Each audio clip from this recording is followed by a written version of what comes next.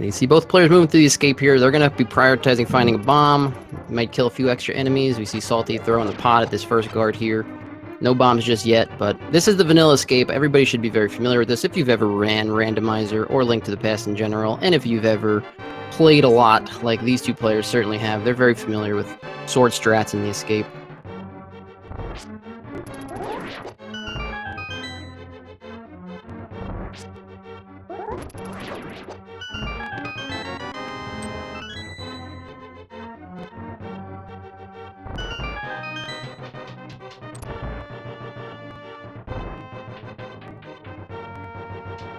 Both players heading down now to take on the ball and chain guard. Should both be comfortable using the sword strats against him, but if you're feeling a little less comfortable, you can use the pots. Dataworld looks like he's going to start out with a pot. Into sword slashes. Nice and safe, predictable way to fight. Salty's going to follow the exact same pattern. And they're both going to be rewarded with a Cane of Samaria from Zelda's chest.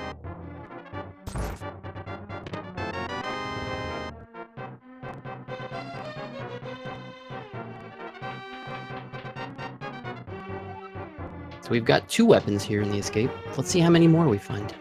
Certainly seems like sometimes in this version you can leave the escape with a bevy of weapons. No bombs for either player just yet. Although they do have plenty of rupees, they'll really only be looking for 1 bomb now at this point. Should probably be plenty for them. Yes, just a reminder, this is a 3-in-1 matchup. Both these players are 3-in-1. Winner picks up that very important 4th victory, moves to a comfortable 4-in-1 position, and the loser, while not eliminated, is going to have to fight for their tournament life the rest of the tournament at that 3-in-2 mark. So this is a real pivotal round for 2 players who are very good at this game, very experienced, and very closely matched, in my opinion.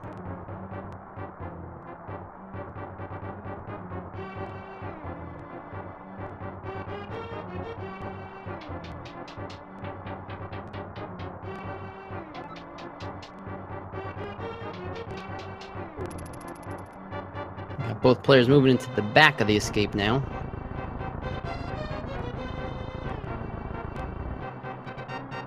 I'm curious to see exactly how much farming both players are going to do. They're still looking for that 1 bomb, like we said. Looks like Data's going to farm all of the Ropas here. And he does get his 1 bomb drop. Salty does not farm quite as many, and does not leave with his bomb, so we're going to see if this becomes an issue.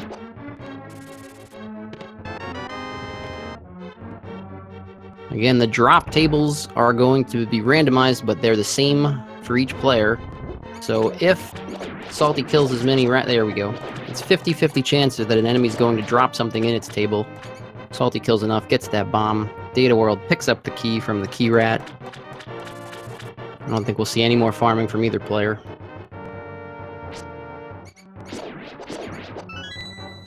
Good afternoon, everybody. Hey, Zertanel, how's it going? I'm just fine. Oh, just in time for the ice rod and the powder in the back of the escape. Yeah, just in time for my least favorite item, though, because Ice Rod always means Trinex is on the board. If Trinex is going to be required, though, it's better to have it early than have to search all over the world for it, at least. That is very true, and of course you can do some nifty tricks with that Ice Rod as well, like killing land mollusks. Yeah, early on can be a weapon that saves a little bit of time when you don't have a good sword.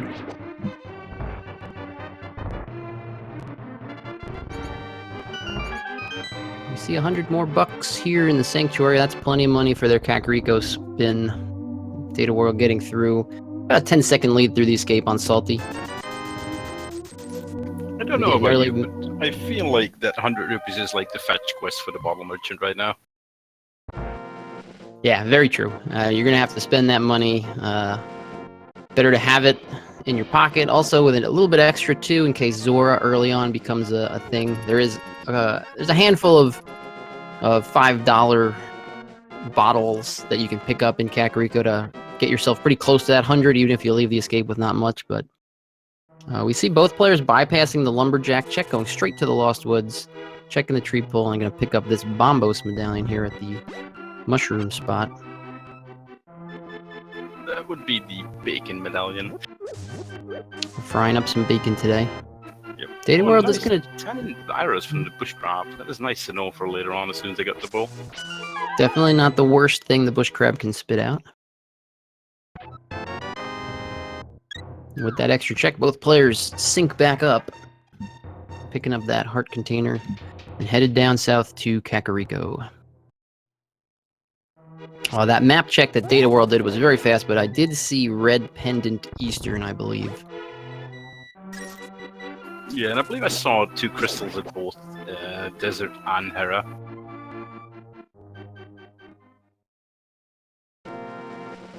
So it's always nice to know that you have 2 Light World crystals. So that means that 2 of the more annoying dungeons in the Dark World can be pendants. Yeah, it can be a mixed bag sometimes. But these, I'd say this is pretty good. As long as they don't see an early bow and feel compelled to dive into Eastern Palace when it's a pendant, then it's not so bad. We got Data World using his 1 bomb here in Blind's Hut. We'll see what he pulls out. Saltyphry's headed south to check the back of the bar and then buy some bombs. Data World finding the Moon Pearl in Blind's Hut. And a tiny shield. Somehow I think that these players are actually hoping to find a hammer in here as well, so they can immediately do the fake powder glitch. Oh, well, no, wait, they don't. Well, they have powder, sorry. It would be the real powder, but yes, they would. Picking up hammer here would help them route that in nice and efficiently. They did get blue mail in the back of Blind's Hut too, and that's a nice, comfortable. No matter how many runs you've made of this game, no matter how competent you are, you like seeing that early blue mail just to take the possibility of, a costly death to something like Mini Moldorm Cave. It kind of takes that off the table. So always nice to find that blue mail, even if you're comfortable running green. Yeah, indeed. And don't forget the almighty crabs right in front of the Ice Rock Cave, which are the most damaging enemy in the Light World. Yeah, those nice crab hugs take 2 hearts away, and when you've only got 4 or 5 hearts, it doesn't take much.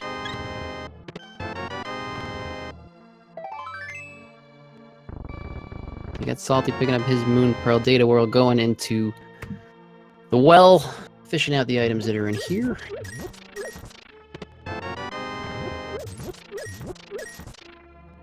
So far, the village is not spitting out a lot of useful items in order for progression, but just a lot of utility stuff. Definitely have some important items, but yeah, nothing that really points them in any one direction just yet.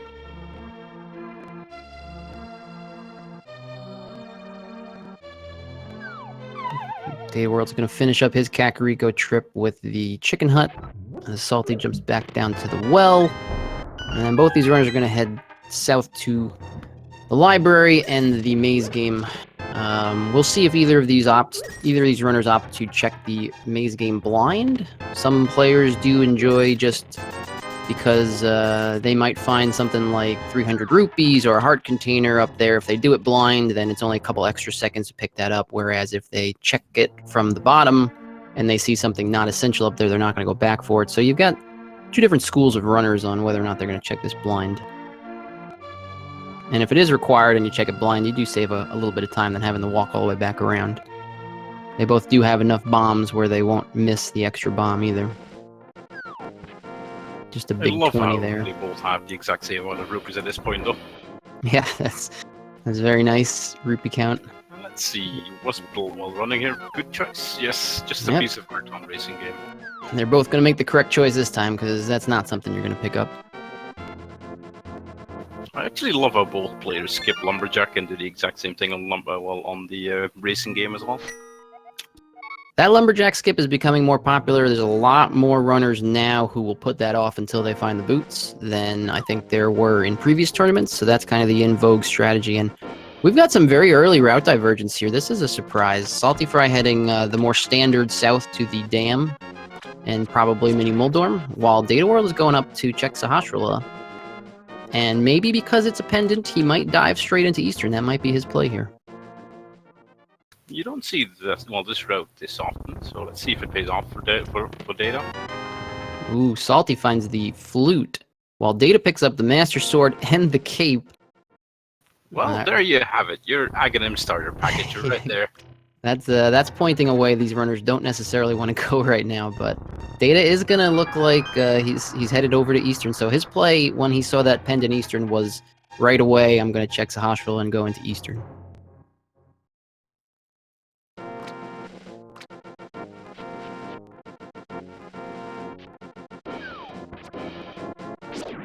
Salty, meanwhile, of course, with that flute, is gonna check Mini Muldorm, and then most likely we'll see him save and quit and activate that flute. Yeah, I don't expect him to run straight to Ice Rod Cave, just because, well, with the flute, it's infinitely amount of times faster.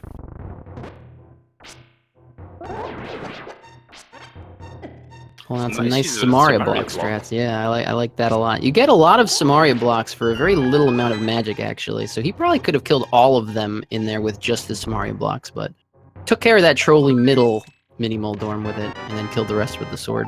Picking up the blue boomerang for his trouble. A whole lot of pieces of love, and there's potentially the other part of that Aghanim access. The lamp. Well, Seed, if you're gonna tease us with the Aga play, might as well just do it, right? Looks like Salty not saving Quinn. He's gonna walk over to Ice Rod Cave.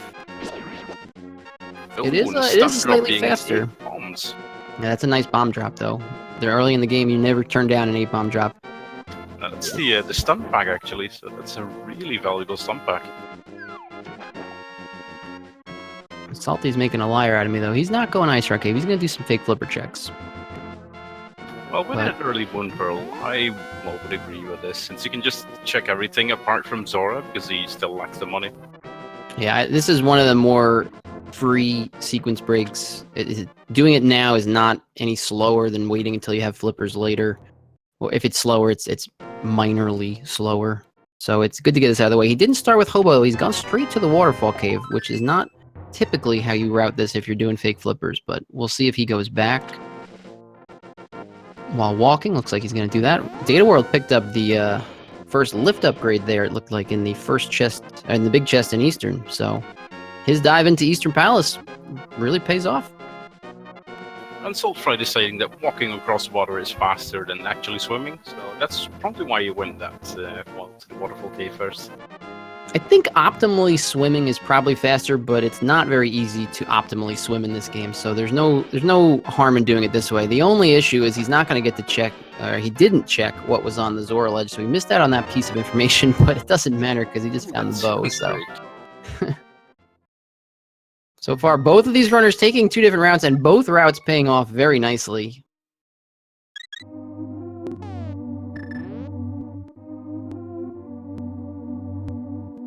Finding that bow is always really good, because if, for example, Swamp is a pendant and you don't need to go there, then he can just fake flipper towards ice, and he doesn't even need to bother about those. Yeah, it's also going to really help Salty find that glove upgrade, because even if this is, say, an Aga seed, and the runners have to do Aga, Salty wants to find that glove before going through that trouble. And without the bow, he might not have wanted to do that after he finds the Master Sword and the cape at Sahasrahla when he goes over there. So that bow might actually help him find that lift upgrade. A nice 2-for-1 bomb there from dataworld. Only using 2 bombs to clear out the entire mini Moldom cave. Yeah, really solid bomb strats there. It's so hard just to get the 2-for-1 there because the mini Moldoms move so erratically. Yeah, if you miss it, there's nothing you can really do to increase your chances. It's just throw it in a spot that looks good and hope they stay in that general area. Salty activating his flute, going straight up to Death Mountain. He's going to make use of that lamp to save the old man. Not too many checks that you can do here on Death Mountain with this current equipment set, but when it's not going to cost you much time to do it either, so just get these quick checks out of the way. If there's nothing up here that gives you any progression, then he's got Sahasrahla to do, and at that point I'd be surprised if he doesn't at least dip into Eastern with that bow. Without the bow, he might have been in trouble and might have missed that glove for some time, but I think the bow is really going to help him. Old man's got the bug net today. Yeah, and I think dataworld only found 2 out of 3 items, or did he find all 3? Because he did leave after finding the item in the big chest. I do think he found all 3 items. I think it was the perfect layout for Pendant Eastern.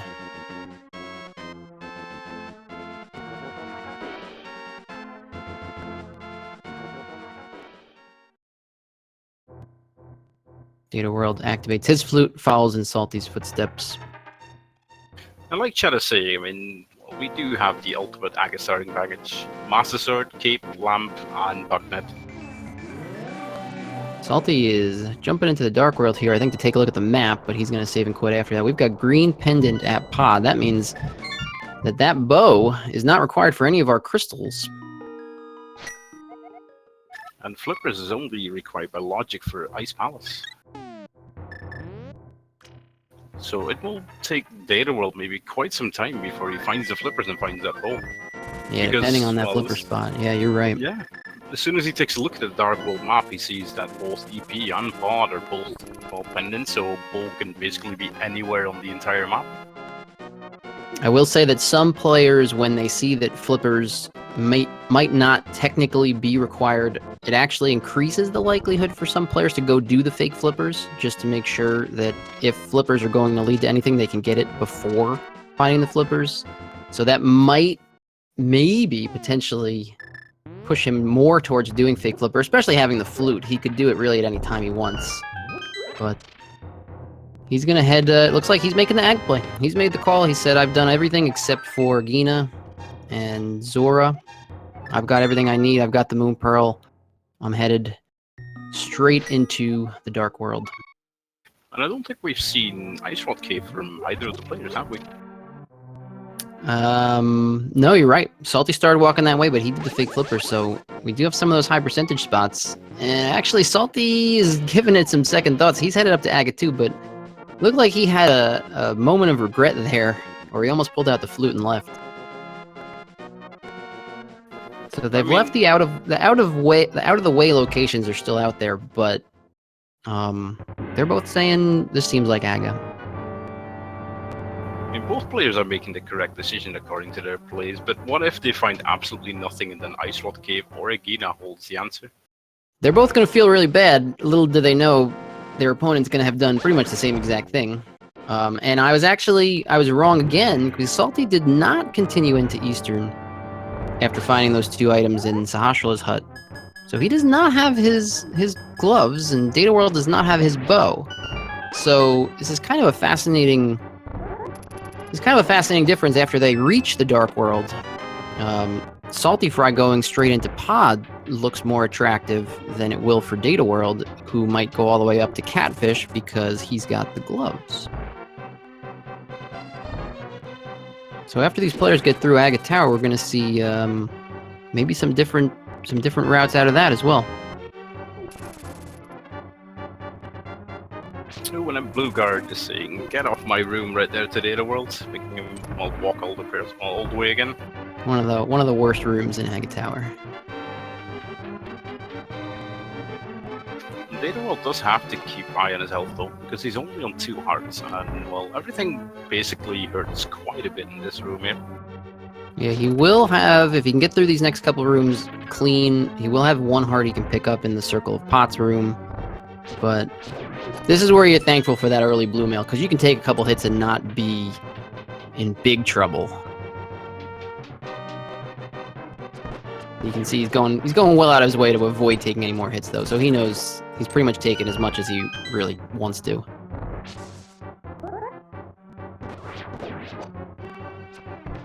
And he's not going to pick up the extra heart, so he's comfortable with 2. Saltyphry making good use of the bow there.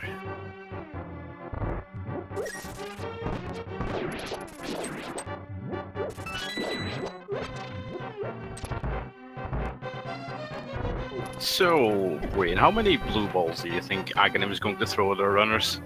Well, since I am not playing the seed, I'm going to say 1, because that's how it works when other players have to do Aghanim. If I was playing the seed, it would be like 12. I'll go for the non-standard 5. 5 sounds like a good number. Not too trolly, but just enough to make our runners a little annoyed. Or maybe just for fun's sake, let's go for 15, because it's, well, hardly ever been recorded that there's been 15 blue balls. I think it's a 0.003% chance. I would love to see it. Well, we got 2 out of 2 so far. Oh, 3 out of 3. The dream is alive.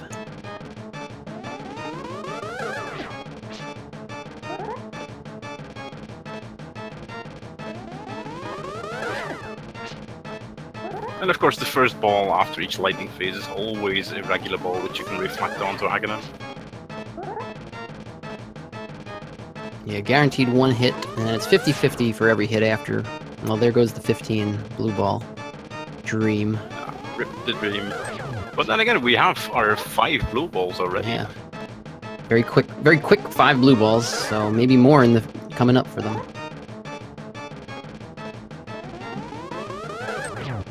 Given some really bad warps, too. You like to hit Aghanim towards the center of the room so that if he gives you a non-blue ball, he's statistically closer to his next warp point, but he's sticking around the edges for these guys a lot. Just for the people that don't know, well, every single blue ball after the first one he throws has a 50-50 shot of being either a blue ball or a reflective ball. And the first one after each lightning phase is one you can reflect. Well, you can always reflect.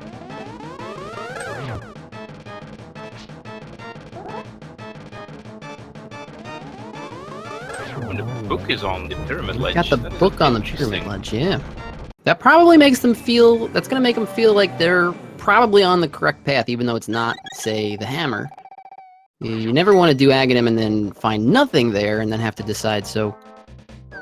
with that glove, Dataworld looks like he has decided that Catfish is the play, and I'm not going to be surprised if we see Salty head towards Pod, or maybe even outright save and quit with that book. Nope, he's going to keep on moving. I think Saltyphry has got more of an incentive to go to Pod right now than to go to Catfish, because he sequence broke to that ball. Well, he can't even get to Catfish. Without that glove, he's not going to be able to get up there. So this is his only play, and Dataworld does not want to go into Pod without the hammer or the bow, so this feels like his only play, based on the items that they found in Sphere 1 that the other did not. Well, I guess technically the bow wasn't Sphere 1, but in the light world. Yeah, indeed, like Chandler said, he can't even go Catfish because he doesn't have a lift upgrade. So both of their routes ended up going one to Pod and the other one to Catfish. Yeah, this is really some early sequence breaks that are just completely dividing the routes, which is pretty interesting. So Dataworld gets just a piece of heart from Catfish and immediately saves and quits. He's probably thinking, where does he go from here? He's going to probably flute. I would imagine he's going to flute down and check out Desert with that book.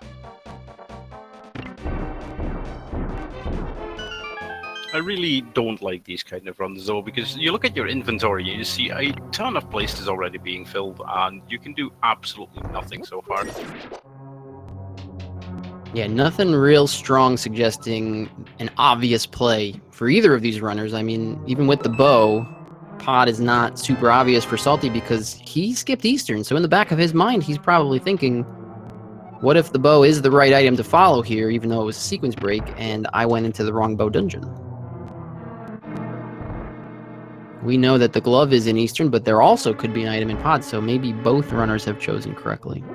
For that matter, there might be an item here in Desert, and Dataworld might be on the verge of picking up something important as well. I think as a runner, I'd rather see an item independent dungeon like Salty's in right now than in a crystal dungeon. Yeah, when you're going into a pendant dungeon, you don't want to come out empty-handed ever. Nope.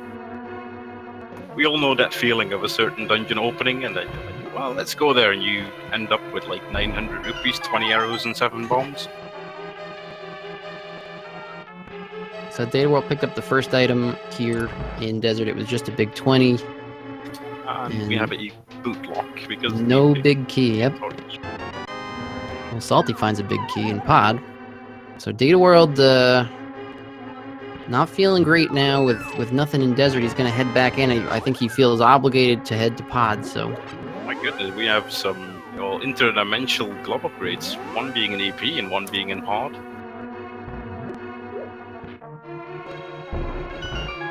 I wonder how much that's going to really keep Salty from finding the other glove upgrade for quite some time. We know Dataworld's very likely to hit it in just a few minutes here. But when does Salty decide that Eastern is a play he's got to make? Probably not for some time. Yeah, indeed. I mean, with that one glove upgrade, well, basically you can't do anything else apart from checking Eastern after this, because the entire left side of the Dark World is close to him right now. Yeah, depending on what he finds else in here. If he finds nothing else in here, it's actually better for him, because that's going to send him to Eastern. Yeah, that's true.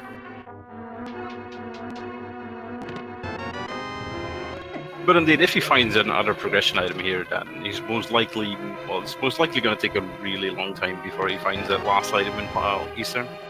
Yeah, hammer in Pod here for Salty is probably the nightmare scenario. If he finds hammer, he's going to be very happy, but it's actually very bad for him. He's setting up the death warp here to check the rest of Pod as Dataworld enters Pod.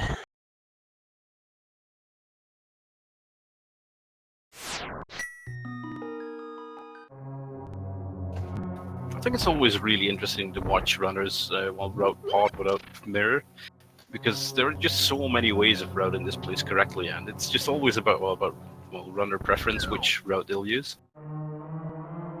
Yeah, it never feels good to route without mirror and without hammer, for that matter. But you're right. Depending on the item layout, depending what chests have keys, there are chests you can skip in this dungeon. A lot of different ways to route this one. Now, without the items to route it any other way, they're pretty much forced into the way that they are routing it, but let's see what's in the back of Pod for Salty. Again, really the best result for him is he finds nothing else. Or, well, the best thing would be mirror, I'd say, because then he can immediately go into Eastern Palace. That's true. If he finds mirror, he may decide it's been too much of a risk to stay out of Eastern that long, especially because you would expect your opponent to have gone into Eastern by now if they did the fake flipper. So you're right, mirror could actually save him as well as be progression. But Dataworld's just about to pick up his Titan's Mitts and gets full Dark World access. Well, apart from the hammer spots, but yeah.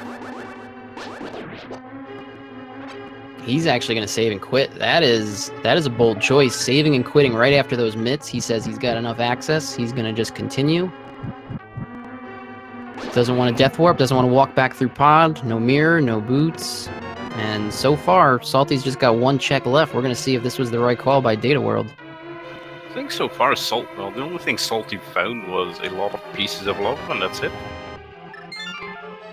Yeah, and that's I think that's one item on Helmasaur as well. Salty with no mirror, doesn't want to death warp again. Obviously no bow, no hammer. Well, he does have the bow. No hammer though. Can't get to Helmasaur, so Yeah, I'm expecting Salty to go straight to Eastern Palace right now because he barely has anything else to check. He could check Ice Rod Maybe Cave, Nagina? and he picked up some money for Zora, and he does have the book, so I think yep, he's headed over to do those desert checks as well. He's only going to be able to get the one item out of there, and then he'll be following, hopefully following what Data World did early. But yeah, he may put it off until it's the last possible spot, given that he also left Ice Rod Cave, and he does have Zora, which is technically in logic as well. Well, we got Data World starting out. This is the traditional starting place for Dark World. When you land in Dark World, a lot of players will just run through the front of Skullwoods here, whether it's a crystal, whether it's a pendant. Yeah, back in V26, I think it was, this was a real treasure trove of items. It always had something, so let's hope it keeps up to its name. Yeah, it became so commonplace in previous versions to basically just treat it as part of the Dark Overworld. Swing through the front of it as soon as you land, and then you make your way through the rest of Dark World. But nothing so far for Data.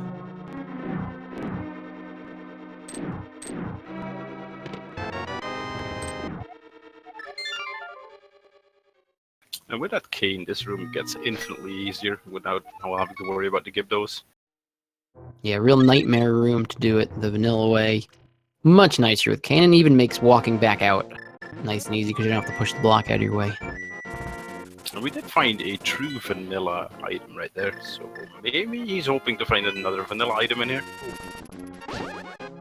It looks like Salty's gonna get himself back on track. He's gonna go pick up those Titan's mitts in Eastern. He's going to be happy that he went into Eastern right now, though. But on the other hand, he doesn't have that much left, so... I can't remember if either player checked Nagina while they were in Desert, because I think they both safe-quitted after that. Yeah, I don't believe anybody checked Nagina, and unless I'm mistaken, I don't think either player checked Ice Rod Cave either. I'm a little surprised Salty going here before Ice Rod Cave, if I'm correct. Or maybe he did and I just didn't notice. Well, I can imagine the Eastern play, though, because he has 3 items over the one in Ice Rod Cave and one in Nagina. Oh, it's definitely more lucrative for sure, but I'm surprised when all you have left. I guess he has Zora left too. I guess maybe his thinking is if it's not Eastern, he can sort of combo. I guess, but even with the flute, I mean, it's the same. Either way, we know he's making the right play because he's gonna find the item, so good for him. The only question is, will saltyphry clear out Eastern if he finds all items? Because it is a pendant, and you never know what it's going to be on that pesky pedestal. That's a great question. I think he's probably gonna feel behind as Data World picks up a bottle in Village of Algas. I think Salty's gonna feel behind when he finds it, and so my guess would be he's gonna want to get to Dark World as fast as possible. And if there is something on the pedestal way in the future for this seed, at least you can combo Pod and Eastern if you've got the mirror by that point. Pick up both your pendants that way. Had he come in here to start, he may have gone and killed Armos Knights, but I would imagine he'll just save and quit, feeling a little behind, taking so long to find this item. Yeah, then we have our confirmation that all 3 items in Eastern have been found. It was a pretty friendly Eastern this time around.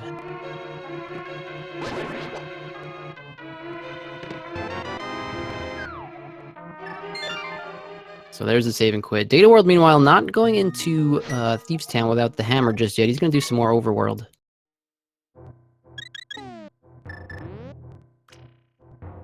Interesting choice, because I know a lot of runners will just dive into Thieves Town, just leaving that big chest for there.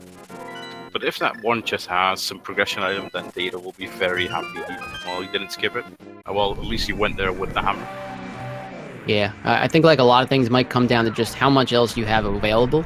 Also, it does not hurt having the Titan's Mitts and the flute. Lets you get back to Thieves just a little faster than it would if you say had to go to the hammer entrance to Dark World and you didn't have the flute and you had to walk all the way from Sanctuary later on after saving and quitting. Salty, meanwhile, is making an interesting play going to the Mire Shed. And I believe the Mire medallion was the Bombos medallion. And he gets rewarded for that choice. That's a big find for Salty getting that fire rod. That's going to let him get a little bit more progression here in North Dark World as soon as he lands. Never skip the Mire Shed, obviously, chat.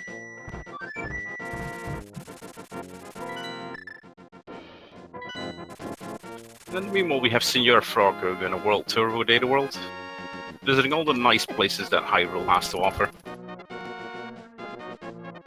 Yeah, always never fast to do the frog and purple chest stuff without the mirror, but having the flute makes it much more of a realistic possibility. Just take him on a world tour, check a bunch of overworld locations, and then save and quit, flute, and you're done. The advantage that Salty has now is that he can immediately clear out Skullwoods over Dataworld, and there was still one item left in the entire dungeon.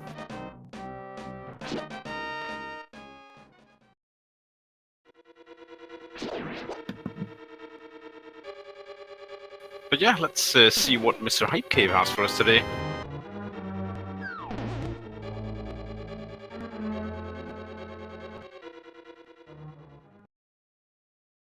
Well, that looks like a shovel and a bottle and a whole lot of nothing. I'd say that's a solid 4 out of 10 on the hype scale. Indeed, and that would be the postponed Hype Cave as well, because both the bottle and the shovel are both fetch quests. Yeah, Data had picked up a bottle in Village of Outcast, so that's his second bottle. For whatever reason, I feel like when you find multiple bottles, it makes it less likely for Sick Kid to have anything special, but we're going to find out in a second here. Just a piece of heart. I do have to say, this seed has been extremely generous with pieces of heart. I think they've picked up like 10 to 14 already. It's been pretty generous with little items here and there too, just nothing major progression-wise. I mean, Salty with the sequence right to the bow is the most useful item, I think, but even in this seed, that's just unlocking a bunch of pendant dungeons, so... The Fire Rod is really the major find so far. That's going to let Salty finish this dungeon, pick up the game's first crystal. It's not the easiest fight in the world, Master Sword, no half magic, but he does have blue mail, he does have 8 hearts. So it shouldn't be too hard if he takes it easy. He could even conserve some magic in this upcoming Gibdo room by using the lamp. We'll see how comfortable he is. Dataworld following in the steps of saltyphry. They're just doing the exact opposite of each other. This is good for Dataworld. Definitely good to get this in. He's gonna feel a little annoyed maybe that he went into the Dark World before picking up this Fire Rod, but again, it wouldn't be too much of a time save. The question is, does he go right back to Skullwoods now? And the answer is probably yes, without much other good options. Salty being very careful of that. Wanted to make sure he got the Wallmaster to come down before jumping in that hole. That is everybody's favorite bug right here, Mothula. Let's see how friendly he is to Salty.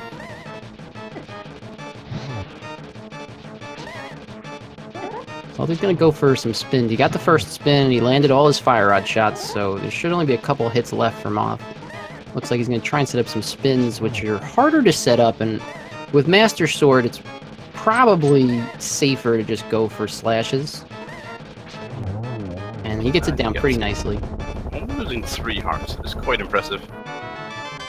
Yeah, really solid fight. He just got trolled a couple times by the spikes, canceling out his charged sword, but very nicely done otherwise. Dataworld jumps into Thieves, and he's gonna find a sword there, so he's not afraid of doing Thieves here without the hammer. Not anymore. It's actually a blessing in disguise that he didn't find that Fire Rod earlier, because now he can kill Mothula with Tempered Sword, which is, well, quite sometimes easier than with having Master Sword. Yeah, with Tempered Sword, that Moth fight can be, 12 seconds long sometimes. Or fewer. Yeah, I just love seeing that fight going just the most perfect way, because then you just see Mothula melt right in front of you. There are some bosses it's really satisfying to kill as quickly as possible, and Mothula is certainly one of them. In Randomizer especially, where you've got some seeds where you've got to fight him in some gnarly situations, when you can come in there pretty well equipped and just kind of blast right through him, that always feels really good.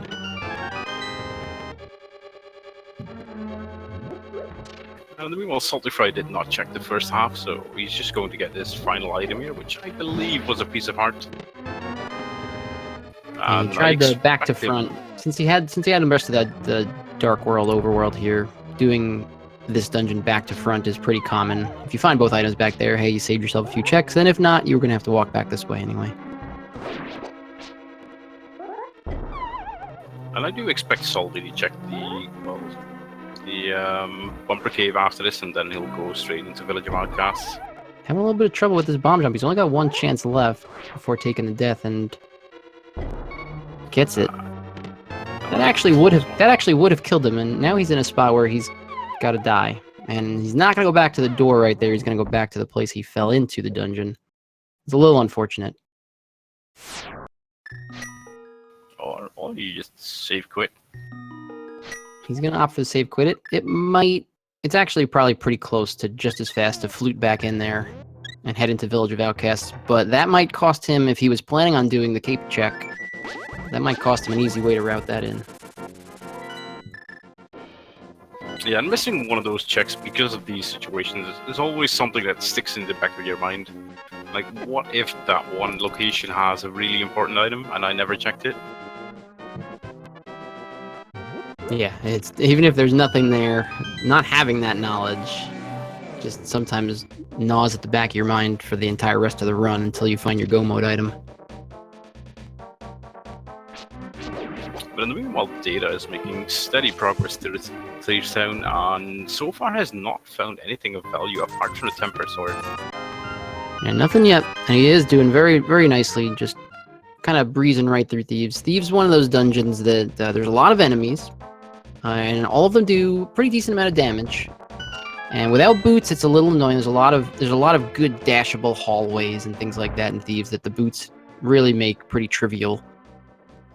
So it can be easy to get kind of careless in a situation like this and take a bunch of hits. But dataworld's been doing a very good job of it. Only minor problems so far. And he's headed to his blind fight again. He can't open that big chest without the hammer. I do believe that the last item could still be on blind, so he might get lucky, and there might not be an item there.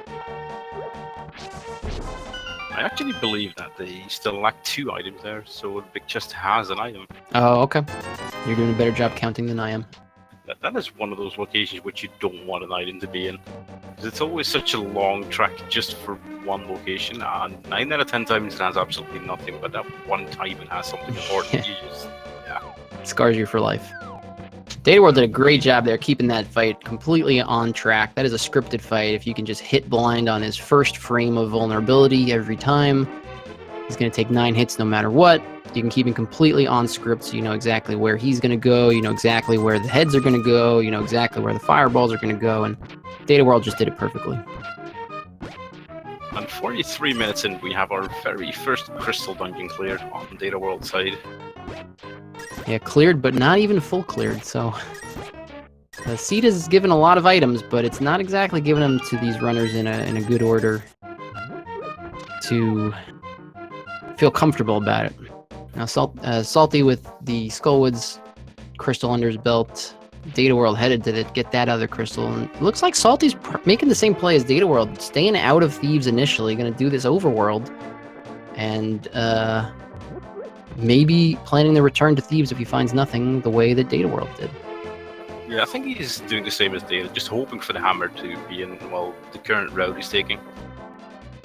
At this point, though, there's not too many locations left. We haven't seen the cape ledge, even though both these players have the cape. I believe Dataworld checked it. Oh, did he? He did. He checked it on the way up. So besides that, it's just, what, Ice Rod Cave and Zora. Nagina? Zora? Yeah, all those out-of-the-way locations that both players have left so far. I guess, yeah, no, that's it. I think the one item these players don't want to find at this point, well, they do want to find but don't want to find, is a hammer at either Agina or Ice Road Cave. That's going to make both of them feel so badly, and little do they know that they'd be in the same shoes as their opponent. I mean, this is a version that can punish you pretty hard for skipping those Sphere 1 locations. We've seen that in a lot of seeds. Not just in this tournament, but running the seeds overall. Yeah, Yeah, we also have the shovel, which was never checked by dataworld either. Good point. Yeah, the shovel is out there. Salty picks that up. I would be, since he's already done Skullwoods, I would be surprised if he doesn't turn in the smith and then do that. Or maybe in the other order, he might dig and then turn in the smith. That looks like what he's doing. That was a fast fight from dataworld right there. Yeah, it just feels good to get all your rage out against Mothula. For all those times he's been a pain in other seeds, just rage right through him. Very nicely done. But you do have to worry, though, that you're 45 minutes in and still have zero possibility of actually going on to Death Mountain right now. Yeah, very strange. The item we find that opens that up is going to open up a lot of other item checks. So, just a piece of heart at the dig spot. I'm actually wondering, did saltyphry check the Zora ledge while he was up there or not? He didn't. He did the waterfall check first and then walked to Hobo, so he never went up. There's the hammer. Wait, did saltyphry skip that chest? I think he did. He must have.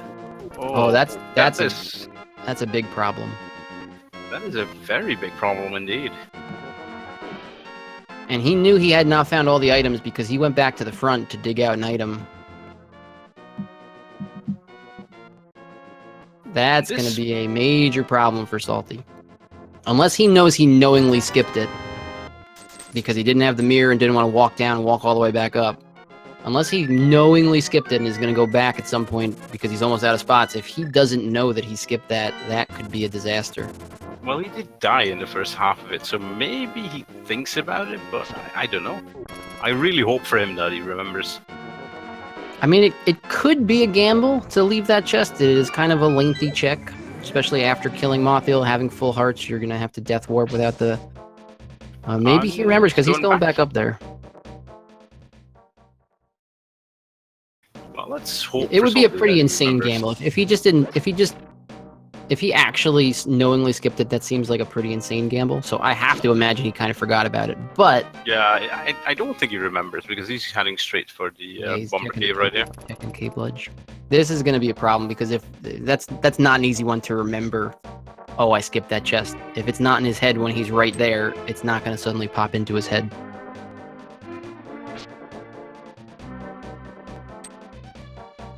But yeah, fun fact, we have a hammer, but not a lot of places to use it on. On the other side, for Dataworld, it feels great because he knows his Aghanim play now was correct. That is very correct. And is Salty going for it? Yeah, it looks like he's going for it. That is very good of him to remember. And he's going to semi-facepalm himself, yet he's going to be very happy that he found it. Yeah, that is... we've got to ask him about that. If he does an interview after the race, whatever the race result is, we've got to ask him if that was a calculated gamble, because he seemingly went back right away. So either he remembered as he was walking towards the front of Skull Woods and said, oh, I forgot to check that. Well, let's see if the last item's right here. And then has put it off, going back. Or it was a calculated gamble, and he just said, "I'm going to check the front of Skull Woods instead." That seems like a pretty crazy gamble. So maybe it was just something he forgot and then realized maybe a minute or two afterwards. Yeah, indeed. Good on him for finding it. Good on him for going back and remembering whatever the result was. That's going to really keep him in the race because he would not have been able to win if he had not gone back for that. I think so far the saving grace Salty has is that he's still that bow ahead of Dataworld, which is on Hobo, but it's so annoying, well, to not sequence break for that. And it's only, at least I don't think Dataworld wants a sequence break unless he has maybe 500 rupees so he can combine it with Zora. Yeah, like I said, it is possible at any point, and the longer you go into a seed where you know you don't necessarily need to find the flippers, it is possible at any point for him to flute to 8 and do fake flipper checks, but probably at this point in the game waiting for 500 rupees, like you said, if he's going to do that. Now with that hammer, Salty goes right back to the Dark World. He's going to be able to do Thieves, and we're going to be able to see what's in that big chest as Data World climbs Death Mountain, and we're going to see what's on East Death Mountain. I kind of like how, well, so far the hammer has turned into a fetch quest item for Data World. Because he found a hammer, found Burnout, and which opens up Spy Cave, and Spy Cave is going to give him the next, well, random item. I think he just barely can do this with his current magic and health. I think this is incredibly close, but I think he'll be able to get it. A fairy or a red potion, so I think he should be fine. He may want to chug that potion then, because I think he's gonna take... No, he should be fine. He's gonna have 1 heart. Yep. Very nicely. Mirror shield. Well, that opens up, well, laser bridge. Interesting that he started Death Mountain there, though. And actually, he's back at the Sanctuary. So far, our runners can finish off EP and Pod, but Pod is only Helmasaur left item-wise. And it looks like Dataworld is setting up for Houlihan to get Sora rupees. Okay, I'd be very surprised if he doesn't do the fake flipper if he's planning on going to Zora then, so that will get him his bow if he does that. Houlihan, not something you see very often in standard seeds, but the seed has been a little stingy as far as money goes. And Dataworld is currently 5 rupees short of having enough rupees for the entire seed, because he still has to pay Kiki the Extortionist if he wants to go into Pod. Well, Data has been in Pod. He went in Pod and got those Titans mitts out. So he has paid Kiki. He's got enough money for the rest of the seed. Oh, yeah. And do you see what Dataworld is currently doing? He's finally getting his Ice Rod cave check. Really, this is maybe the longest anybody in this tournament, in a single race, for both players to not have checked this by the 51-minute mark. This is very uncommon. We'll see if it pays off. Just 5 rupees, so well, no big deal. It did pay off in a little waves at all. Yeah, if you asked for it to pay off, well, hey, you got your wish. But that is one of those locations that, especially in this version, people have become very hesitant to put off for too long. We do see Dataworld setting up the fake flipper, so he's going to get his bow, provided he actually does Hobo, which I'm sure he will, and then he'll go all the way to Zora. We'll see what Zora's holding today. Meanwhile, Salty, we will... Never mind, Dataworld's going to make me a liar. Just like Salty, he's going to start at the... He's going to start at the waterfall. I've got a feeling that Dataworld is not going towards Hobo right now. I really have not seen this method of fake flippering, and now both players have done it, so maybe this is more of a thing than I thought, starting at Waterfall Cave. Well, I think for Salty it was kind of logical, because we can just water walk back to the Hobo instead of resetting the entire fake flipper glitch, and in case of Dataworld he can pay off Zora, so it pays off for him more to go here. Yeah, the strange part for Salty is just that you're passing up the knowledge of what's on the Zora ledge, rather than just do, if you fake flipper to Hobo first and then fake flipper out of Hobo to get to the waterfall, you get to get all 3 items and you get the knowledge of what's on Zora's ledge.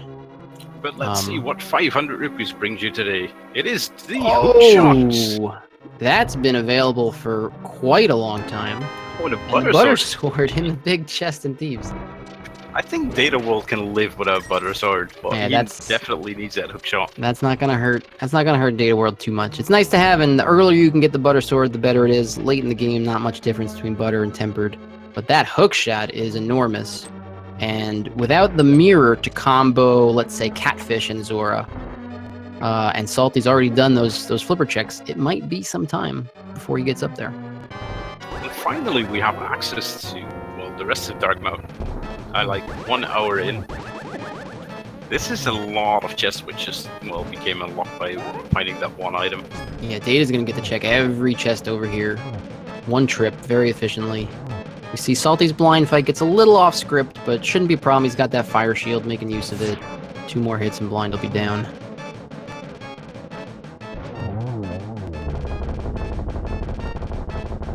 Nothing so far for Data on East Death Mountain.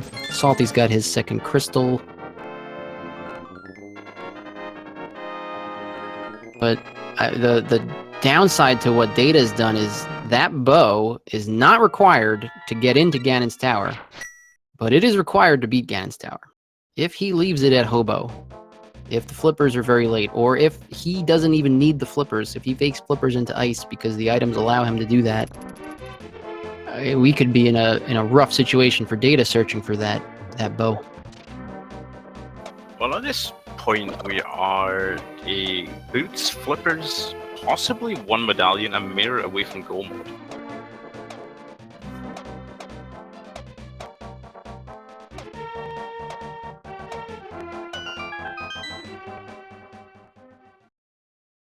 But I've got a feeling that Data World is going to clear out Tower of Hera, and as soon as he gets into T-Rock or close to T-Rock and he can enter it, I'd assume he does, because it's 6 items and he has everything to clear it. Yeah, definitely. If Turtle Rock ends up being, if the medallion for Turtle Rock is Quake, or the medallion for Turtle Rock is elsewhere on Dark Death Mountain, no reason to not just go through that dungeon now. You're well equipped enough for it. You've got all the items to clear it. It's a crystal, and it's really kind of the dream to only just have to make one trip up Death Mountain. Is fantastic for any seed. That's gonna feel like at least the seed's starting to play nice for Data World, even though it had him run all over the place to get here. He's gonna have to be a little creative in how he routes it without the mirror.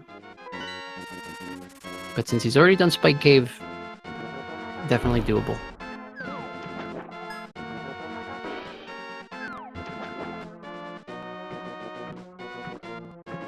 Yeah, I expect him to, well, just to go to the Spiral Cave and then head straight into the Dark World. Salty's making a great play here. He's headed up to Zora. He's decided to fake flipper back over to Zora. He's gonna be very well rewarded for that. They're setting up the bomb jump here, which is in 2 bombs, which is a really nice, neat little trick.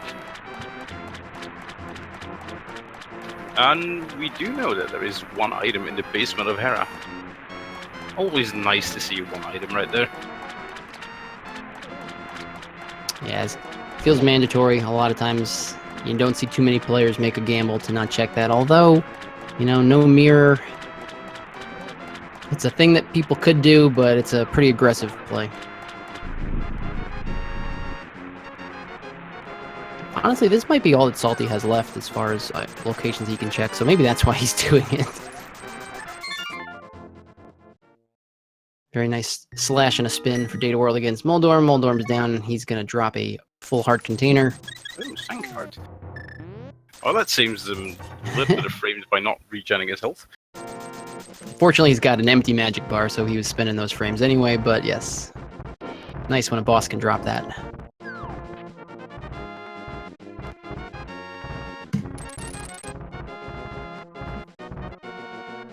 Data World going to take a check of the Ether Tablet before heading to Eastern Death Mountain.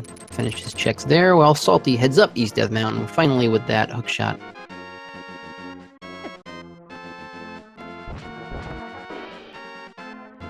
Just 3 bombs.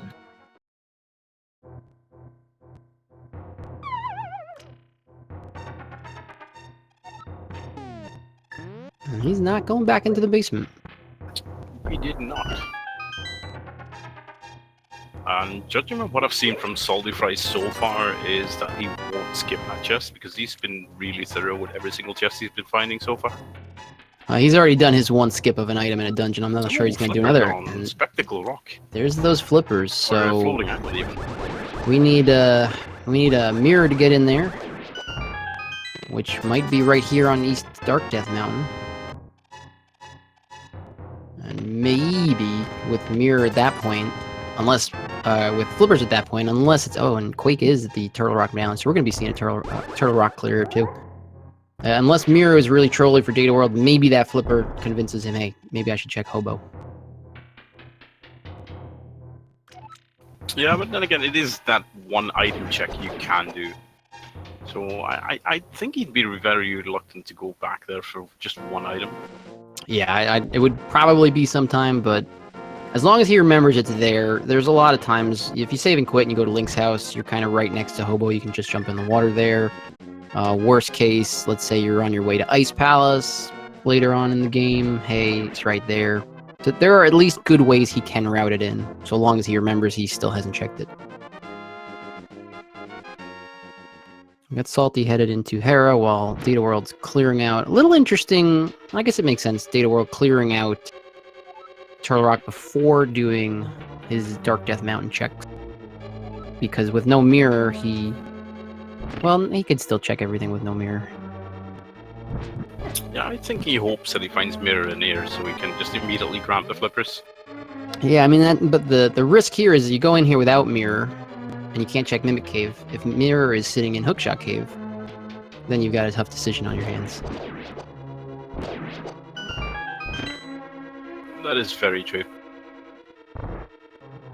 Well, we do get the go mode T-Rock so far. Very nice early big key. Not going to be too useful in this situation, but nice to know that it could have been. I gotta imagine Salty will also be doing Turtle Rock when he's up here. It just seems a little too gambly to skip it when you can go in and full clear it. Make one trip up Death Mountain. We're basically going to see these runners spend about 20 minutes here on Death Mountain clearing out every location, but that's nicer than the alternative when you have to maybe in some seeds make multiple trips and not get everything done. Data World misplaced that first block a little bit in the chain chomp room. Careful now. But These he does have chomps do magic. a lot of damage. And he has trapped himself. Wants to keep himself safe from the angry chomps. He gets through it. He's got powder, so he'll probably be powdering his anti-fairy in this room or the 2 rooms from now. So let's see how Moldorm is treating saltyphry today. Or the other way around, how saltyphry is treating Moldorm. With Butter Sword, just 2 slashes will do it. Kind of stand on that left side, being a little trolly, but now he takes the hit. He's going down.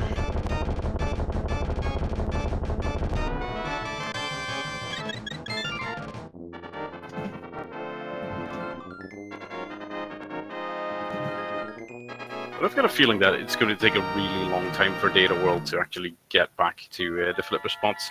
Because with that, well, one find, the entire map just opened up to him. And since you know Swamp is a pendant, he doesn't really need a mirror. So you might think he is in go mode at this point. Yeah, certainly. Well, he needs he needs the boots, and he knows he's eventually going to need the bow. But the bow could certainly be in Ganon's tower. So from a strictly minor glitches requirement, we don't need the flippers, and we don't need the mirror. So it'll be interesting. If the items lay out in a certain way for Data World, it could spell trouble. And of course, this Hera basement could also spell out trouble because Data World opted to skip it, and saltyphry is checking it. Yeah, if this, say, is the mirror, then Data World's got some big problems. Salty taking a couple extra intentional hits here because he's going to Death Warp out of here unless he gets the mirror. That's something you see 99 out of 100 times, I think. You want to Death Warp somewhere and then you find mirror. Or of better course than you wanting forget to you Death have Warp. a fairy in a bottle. Yeah, better than trying to Death Warp and finding a heart or something that fills your health back up, though. Just a big 20 right there, so Data World did not miss out on much. Okay, turns out to be a good gamble from Data World then, because that is a lengthy check. But if it had been something... and I guess from Data World's perspective, there is not much needed for Go Mode, potentially. So maybe that makes that skip a little bit less of a gamble in his eyes. I think it will be really interesting if we see Data World finding the boots right now. Because that would mean, from his perspective, that Bo will be in G Tower, and then he's probably going to Go Mode every single dungeon from that point on. Yeah, there could be some really interesting decisions still to come on Data World's side, and on Salty's side too, depending on where these items are. Oh, a little bit Dead Rock. Those Aghanim Dead Rocks, these guys are not here until you kill Aghanim, and for some reason, killing Aghanim... you kill Aghanim and those 2 guys show up on this bridge, and it doesn't really make much sense, but I guess... Still the most annoying enemy in the entire game, I'd say. For sure. And it doesn't even... It feels bad, but then even if you just time it, it's like 13 seconds you're losing every time you get Dead Rocked. It's just painful. Silver's on Laser Bridge. Nice Silver find. arrows. Now we just need something to shoot that all those silver arrows from. The game is trying to hint to Data that he's missed something important. But no mirror. Now he's gonna feel... If he finds Mirror when he gets out of Turtle Rock and checks the rest of Death Mountain, he's gonna feel a little sheepish about not picking that up and leaving Mimic Cave. Because that's another spot that he'll have to leave. I can't see him going back in there just for Mimic Cave, and that's going to be on his mind the rest of the run. Kind of like Hera Basement's probably going to be on his mind the rest of the run until he hits go mode. And of course, Thief's Town Big Chest, which he still has Thief's open. Town Big Chest, yeah. He's got a lot of those. That's not a good feeling when you've got 3 or 4 of them. You know, 1 or 2 maybe you can deal with in a seed, but 3 and 4 is going to start to stress you out. But let's see what Salty does if he opts to, well, to go to the outside of the, well, T-Rock first, or just heads into T-Rock. Very clean phase 1 of Trinex for Data World, nicely done with that Tempered Sword. On this phase 2, he's going to get, looks like he's going to line up for just 1 spin here. And a couple more hits to take down Trinex. Very nicely done. Yeah, still a very clean fight. Trinex is one of those bosses as well. As soon as it goes right, it's just so satisfying.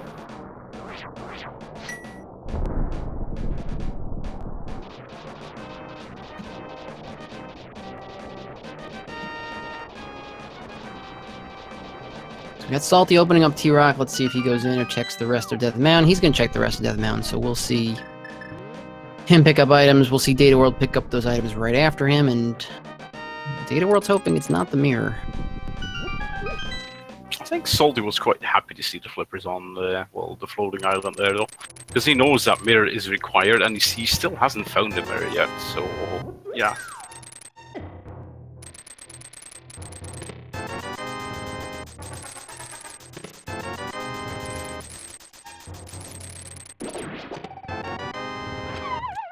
Half Magic is a nice find, but nothing required, certainly. So we're going to see shortly, as saltyphry checks Super Bunny Cave, whether Data World's latest gamble is going to pay off. Or maybe not pay off, but not bite him. There's not much to be gained for going into T-Rock first before doing these checks. Even if it's the boots, like it still would have been nice to have boots in Turtle Rock. But it's just red mail, so no harm done. Red mail is one of those items, like, why didn't I have that in T-Rock? Would have made my life a whole lot easier against those nasty chain jumps. Yeah, he would have had a little bit easier time in the chain jump room, that's for sure. So Salty's going to do the full clear of Turtle Rock, while Data's going to figure out where he goes from here. Having not really gotten too much progression out of... I just might go to Meyer, since that's still in logic and you can clear it. Looks like you would be correct on that.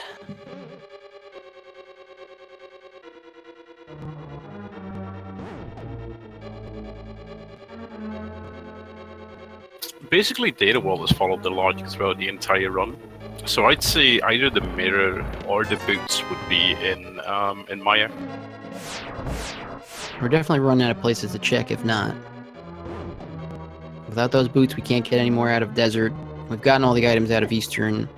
We've gotten all the items... Well, there's still one item sitting on Helmasaur in Pod, but that's not in logic till we find the mirror. Well, wouldn't it be fun if we, for example, had boots somewhere, and then, I don't know, we have a certain specific item being on pedestal? That'd be fun for some people, but not for the runners. Especially since they've both been in Pendant Dungeons and not completed them. Doing all of the dungeons in a seed is one thing, and double dipping some of those Pendant Dungeons on the way to doing all dungeons is another entirely. So you've got to be a little careful here. He's down to half a heart. I expect him to do Death Warp right here. Yeah, at this point, it's just worth it to Death Warp, rather than try and get through that chain chomp room without getting hit. Again, Helmasaur not in logic until we find Mirror, which leads us to Flippers, which leads us to the bow, which Salty already has.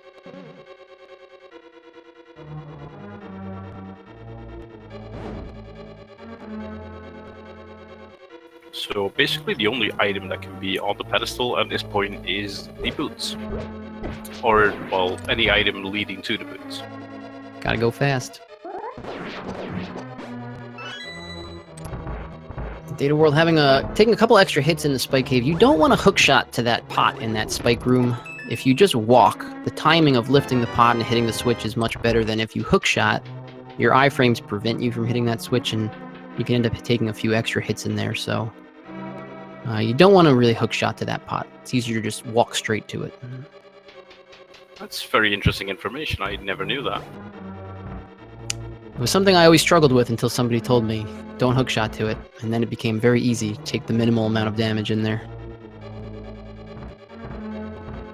Oh, and there we have mirror. So there's the mirror. Flippers, which leads him to bowl, which leads him to pedestal.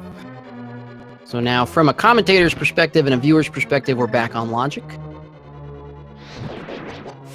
But that's, that's not so appetizing for Dataworld to walk all the way back up there for flippers that he might not need.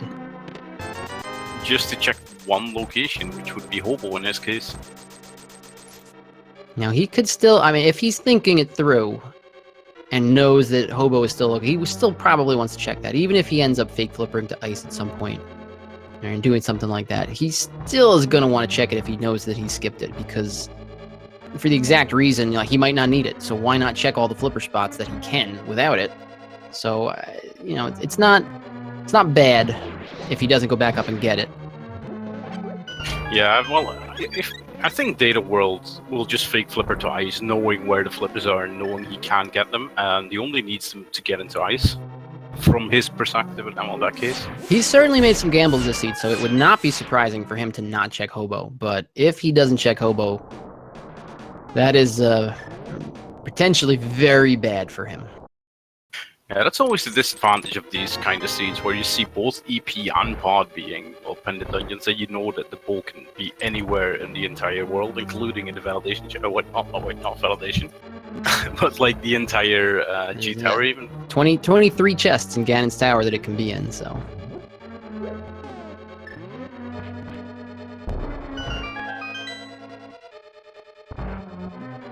It's like the same as hookshot. Hookshot can be all the way up until the chest before Molem too, if swamp is not required.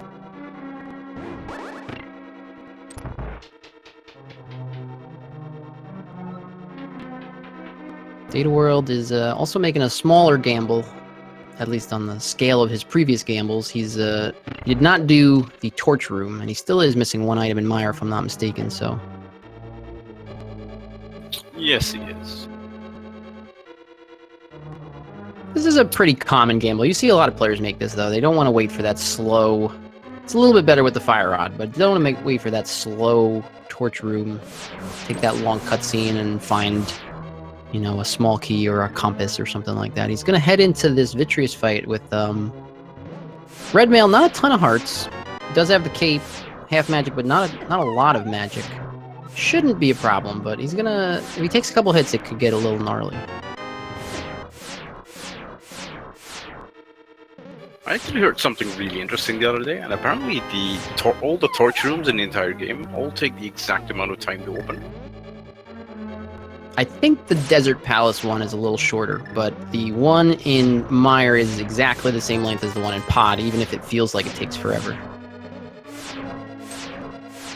It's probably because there's absolutely nothing moving and you just see the torches extinguish. Also, a lot of times you're already in go mode, you're searching for the big key, you just want it to go faster. He does get the second item there, though. That's nice. That's a good payoff for him for skipping that one chest. Let's hope he remembers to check Checkerboard Cave while he's over here. Yeah, and he also just opened up Fat Fairy, which is quite interesting. Because he could eventually route it in with, going to Pod or EP. It looks like he's not checking Checkerboard Cave, though. He's going to flute away. Okay, he could be fake flippering to ice. This is going to be a big moment here if he fake flippers to ice or if he fake flippers to Hobo. This is a large turning point in this match. Come on, chat, send your energy towards Hobo. Ooh, okay, he's going to ice. Now, he could finish ice, mirror, flute back to 8, and check Hobo. But he's not going to have a way to check it immediately after unless he goes out of his way to. If he happens to find boots in here, then, it's going to be extremely hard to go back to Hobo. And then one fake flipper at the start of the run saltyphry made is paying off in dividends at that point. Yeah, again, the fake flipper route is usually all three of those checks for exactly this reason. You don't. There's not a lot of reason to check two of the fake flipper locations and not the third. Now, I guess it is possible that Data World does not know the fake flipper from Hobo. It is slightly different to set up. It's about the same difficulty, but if you don't know the pixel to be on trying to fake flipper out of Hobo, that could be a reason why you don't want to do it and you go straight to the waterfall. So I don't want to say that he's making a mistake. He might not know how to do that particular fake flipper. So he's trying to save time. Now, if he just skips it all together, you know, that's a risk he'd be taking. He could fake flipper to it now, and he doesn't have to fake flipper out of it. So if he doesn't know it, he could just go there and save and quit now. We'll see how thorough he wants to be after he finishes ice, which he's really getting through these rooms very quickly here. This is very nice execution from his side.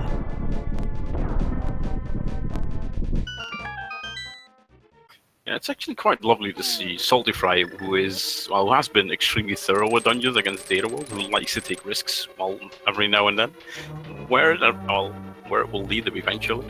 Because at this point, they're quite hard to each other, and the only difference would be that bow. And Data World has done more dungeons than saltyphry. That bow is going to be a mountain of difference, though, if Data World doesn't find it. That's going to be very hard to overcome. If it comes to that. So if he finds boots here, he's probably going to act like he's in go mode. Meanwhile, Salty just about a dungeon behind. Some of those skips that Data World has done have paid off, and the one skip or maybe forgetfulness with that one chest in Skullwoods cost Salty a couple minutes there as well. So that's really just the only difference, and this is certainly not made up in any way. Until Data World finds that bow, you know, that's a potential complete clear of Ganon's tower that's going to be on the table, and even then he's not going to have it. So there's a lot that can still happen.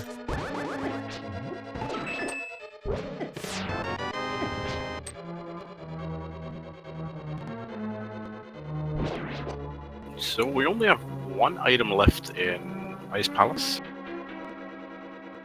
Because I believe I saw Data World pick up 2 so far.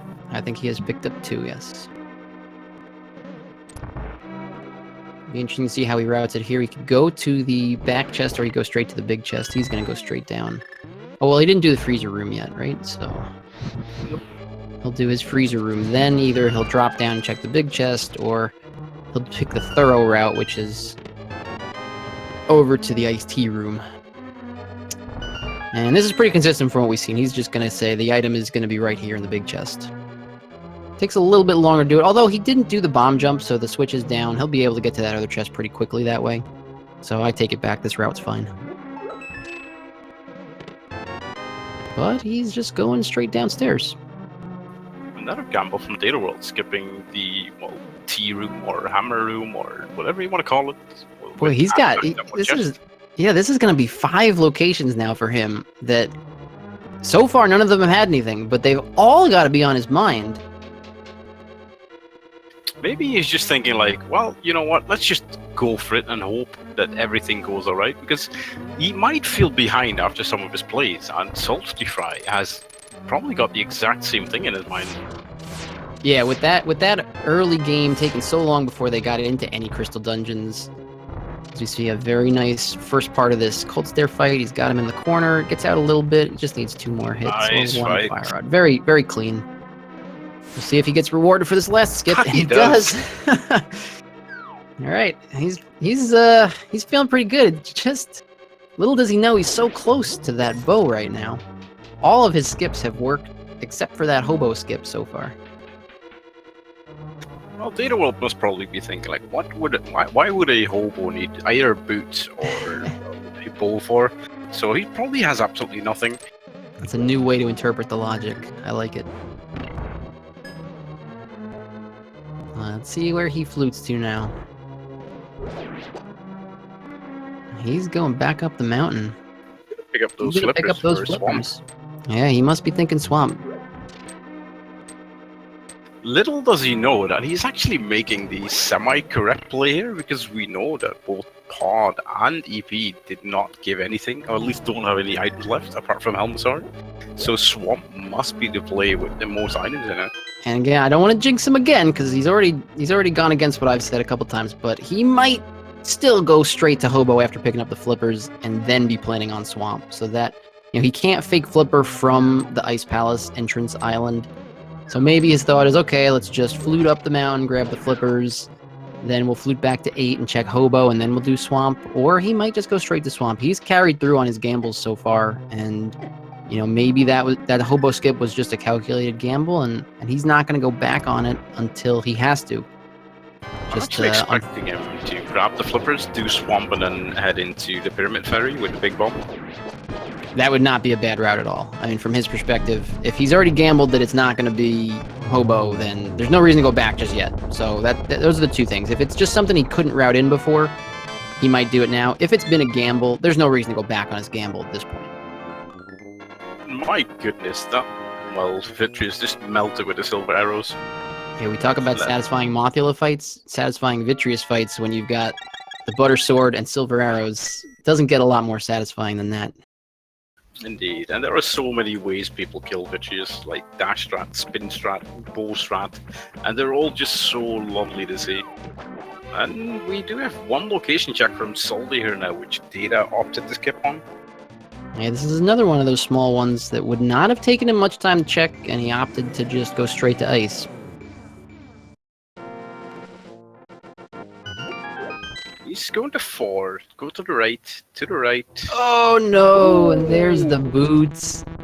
And you know what mode this is for, Mr. saltyphry, right? That would be the goest of all modes.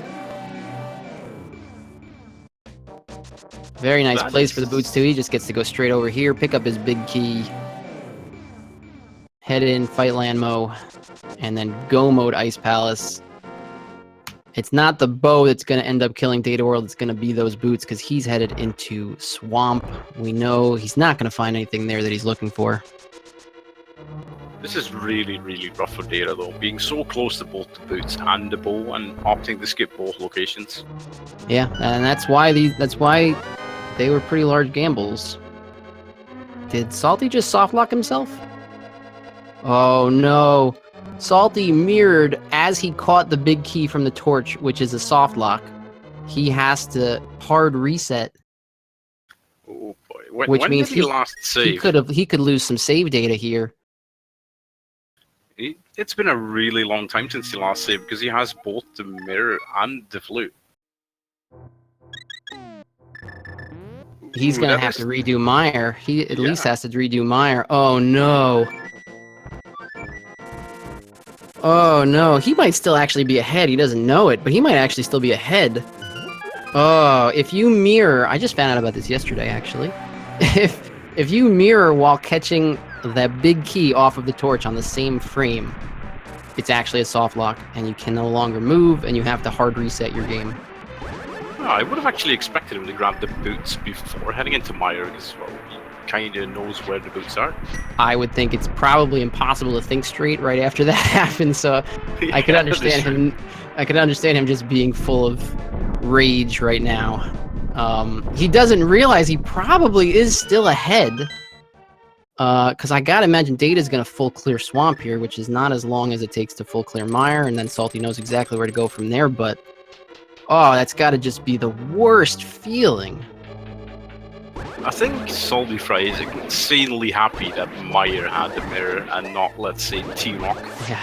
Oh, and actually our esteemed tracker has pointed out that because Mirror's in here, he can't grab the boots first, so we're both wrong. Yeah, that's a very valid point. Good thing somebody's paying attention to this game, yoinkers. I can just see, like, mirrors and boots flying across saltyphry's room right now, though. It's gotta be the worst feeling. That's the worst kind of soft lock that you can't save and quit from. Oh, there's the mushroom for Data. That's even more. You can't save and quit from that. You just have to hard reset. So you're basically back to whenever the last time you save and quit was. which I guess thankfully for Salty was only one dungeon ago. But he can't feel in any way good about that, even though we know he's still probably in a good spot because Data is just not going to go back for any of those items that he's missed. Yeah, but the fun part for us viewers and commentary is that we know it's a 1v1. We can see which decisions everybody made, but they're racing against one other person. And that is, I think the most fun thing about these tournaments. Yeah, I mean, the nature of 1v1 too is you feel behind basically no matter what you're doing. So when things actually go wrong, you can't help but feel way behind. So both of these runners feel colossally behind right now, no matter what. And to have something like that happen, I think Salty probably felt he might be a little behind even before that. And then to have that happen, he's got to feel like there's no way he's winning right now. Yeah, indeed, but little does you know that Dataworld is still lacking one insanely important item. Well, two at this point, actually. And Data's going to make the long walk back to the big chest here after picking up that big key. We know he's not going to find anything. I mean, he's already found the mushroom. The only things he can find here will lead him further astray. He picks up the nice to find a blue ball. He's actually going to decide to do full left side at this point. So yeah, he's full clearing. He's going to full clear swamp.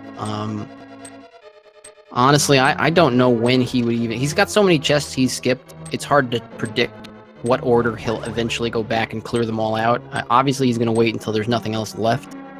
So it's going to be some time before he finds that mirror. He might find the bow first if he decides to fake flipper, or to real flipper, to hobo. But I've got a feeling that as soon as he finds the bow, that he's going to check pedestal immediately.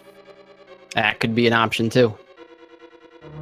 Although he knows, no, absolutely. That could be where his boots are. He doesn't know. Little does he know that the item he needs to clear out the desert is, quite literally right next to it. Yeah, it was a convenient spot for Salty. It's not a very convenient spot for Dataworld, considering he opted to not check. Which, honestly, it's a surprise. It would not have taken him very long to check. He was right there, but we've seen he's played consistently.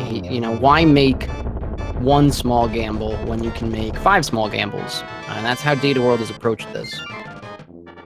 Yeah, and generally it's like 4 of them pay out, but that one that doesn't pay out, he needs to guess which one. Yeah, the more small gambles, the worse it is to go back. If he goes, for example, back to the mire area, gets his boots, then he still lacks that bow, which for him can basically be anywhere on the entire map. Yeah, then we're back to the situation we were talking about before. If he finds the bow before the boots, if he finds the boots before the bow, he's not going to find the bow until he full clears Ganon's tower. Okay, he's going to check some mirror spots right now. Interesting to see that he did not clear out swamp, so he must think it's definitely not a pedestal seed. Well, what's one more gamble on top? Go mode once again. Always not a great thing hitting go mode twice in the same seed, but he's back in go mode, and even with that little snafu, his time is not going to be too bad on this seed, provided everything else is relatively smooth. He's just got to go mode, after finishing Desert, he's just got to go mode Ice Palace, and then he'll be in GT. So for all of the craziness of this seed and the misfortune, saltyphry's made great time. And so has Dataworld, too. It's really just been, Data had a nice lead, except for that one last skip. You see the clean catch there for Salty this time. Looks like he's off to Landmona, which will be his final crystal. And Dataworld is in the vicinity of his boots. Little does he know. Salty does have to go mode Ice after this, so this will be crystal number 6. Oh, yeah, but go mode Ice will be pretty quick. And he will not have to reclimb Death Mountain for those flippers either. He'll be able to just fake flipper right in. We got Dataworld turning in that mushroom out of swamp. He's not going to find anything. It's going to be a red meringue, because we still lack that one. More money. My goodness. As if they didn't need any more than 1,330 rupees.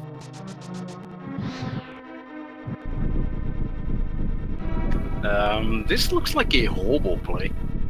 Data World might be doing the hobo check. This is all it's over here, so this is better for him than the other way around, for sure. But it's not going to get him his boots. And it doesn't really even open up that much that it only opens up Helmasaur, so... But you might be right, he might go right to the pedestal after it. Because he cleared Pod up until his Titan Smith, so he still has the entire back half. Oh, you're right. You're right. That was his first gamble, was getting right out of Pod, so he may go straight back there. At least he finds his bow, mark. So he's picking up his bow. He's really happy that he finds that bow. Yeah, at least he doesn't have to full clear GT looking for it, which was looking like a real possibility for a while. Come on, Data, go to checkerboard. Nope, he's going to Pod. He's gonna take it back to Pod. Yeah, I expected as much. I mean, it opens up, I think, 3 or maybe 4 items for him in Pod. And it is the green pendant as well. Yeah, not seeing a way he doesn't full clear the dungeon now.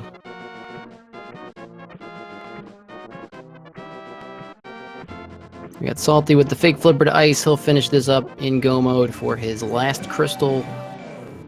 Data World's going to go into Pod. You know, if Data had chosen, after that bow, to go check out Checkerboard Cave, this would be neck and neck. Since he would just have to finish off Desert, but because he's going to have to full clear Pod here, and then I would imagine he's going to turn in the green pendant and probably, like you said earlier, check the pedestal at that point. And there's so many other locations that he has left. That checkerboard is... it's going to be a while. Yeah, I do have to say that while playing a tad risky is always nice to see, but as soon as you have, well, in this case, for example, one location which has a pivotal item, then it's so rough to see, and we know which one he needs to take, but he doesn't. I mean, he's got TT Big Chest, he's got the, let's see, Mimic Cave, he's got the Checkerboard Cave, and I think Akina even?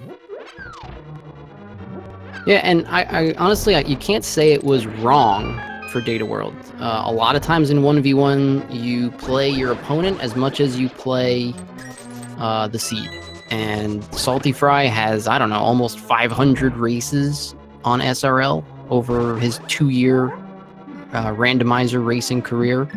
If Data World looks at that and he looks at Salty's style of play and says, I need a couple small gambles here to give me the win, that might have been his game plan the whole time coming through. And if that was, then he's stayed very true to that game plan, and you can't really fault him for it too much. The problem with gambles is sometimes they don't pay off. Well, I mean, he's been playing really well. His execution and routing have all been quite on point. So that's really nice to see. And this is still a really close race because it's just one Ice Palace. And if Data World opts Checkerboard Cave right after, he's only like a minute behind, maybe 2. Yeah, Data World has not played poorly. You make a great point. His execution, he's done dungeons very well. He's not behind on this because he's, you know, messing up rooms or dying or anything like that. It's just, you know, it's really just one decision. He made a couple decisions that could have bit him, and one did. That's Randomizer in a nutshell.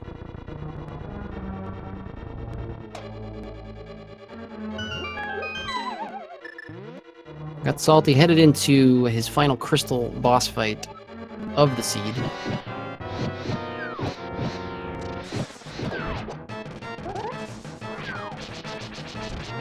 Misses the initial spin on Cold Stare, but with half magic, with Butter Sword, he'll be able to get him down pretty quickly regardless.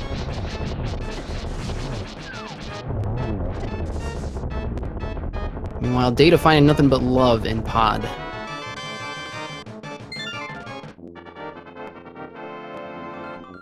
And well, that is saltyphry picking up his 7th crystal. And you know what time that is, right? Oh, I know. There are 22 chests in Ganon's tower. The big key can be in any of them. if you're in chat right now, you can get your guesses in what chest you think the big key will be in. If you happen to be a subscriber to any of the Speed Gaming channels or have donated 250 bits, you're eligible to get your name on our esteemed leaderboard and win everyone's undying respect. Get those guesses in. We'll turn off the guessing game as soon as Salty enters the tower. Where do you think it's going to be this time? I'm gonna go for the most awesome location of the most awesome locations, and that's going to be the firebar room. Just because it's hardly ever there. Well, I think with how this seed's gone, the big key has got to be on the torch, and saltyphry will make sure to not soft lock while picking it up.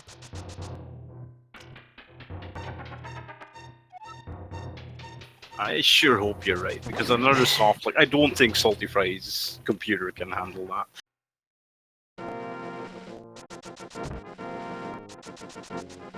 That's Salty going like, hi flippers, bye flippers, I don't need you this round. That always feels great, honestly, knowing that, you know, even just like a little tiny bit of minor glitch knowledge saves you what would have been a full trip back up the mountain to get those, like dataworld did. That's always a nice feeling. Learn your minor glitches. That's the lesson of this one. And learn your sequence breaks. Don't be afraid to minor glitch and sequence break your way to a little bit faster seed like Salty did.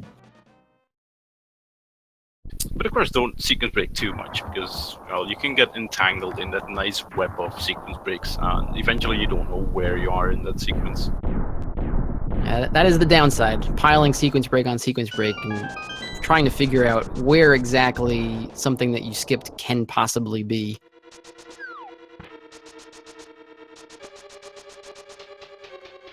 He's gonna go straight to the left side. No big key, though. Torch has been, well, screwing us over. Let's go for Torch Room. Now, I don't know if Salty does Dark Magician route here in GT, which would be left to the Stalfos room, mirror, and do full right side, or if he just goes full left, which would be full left and then right. The most common that you'll see most runners do is the two chests on the right, followed by full left. We'll see what pays off, and we'll see which one Salty decides to do after he finishes this room. Kill any Stalfoses, so I think he's going for Dark Magician. I think you're right. Yes, he is. So that is location number 5 opened, and still no big key. Dark Magician pays off the best when you find the key on the right side, not in these two chests. You get to these two chests a little bit slower than most players do, but if it is on the right side, it pays off big, and if it's in Bob's chest or it's behind Ice Armos, you get there a little faster than the traditional route.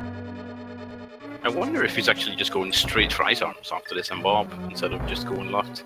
If he's doing the full Dark Magician route, he will go straight to Ice Armos after doing this right side. But there's a bunch of different ways to route GT. Everybody kind of has their own way. Some people will change it up based on how they feel in the seed. If saltyphry is feeling behind, which, I mean, how can he not? Then he may say, I gotta try and gamble Dark Magician. Maybe this is something he doesn't normally do. But I wouldn't blame him if he feels way behind right now, and this might be all he feels like can save him.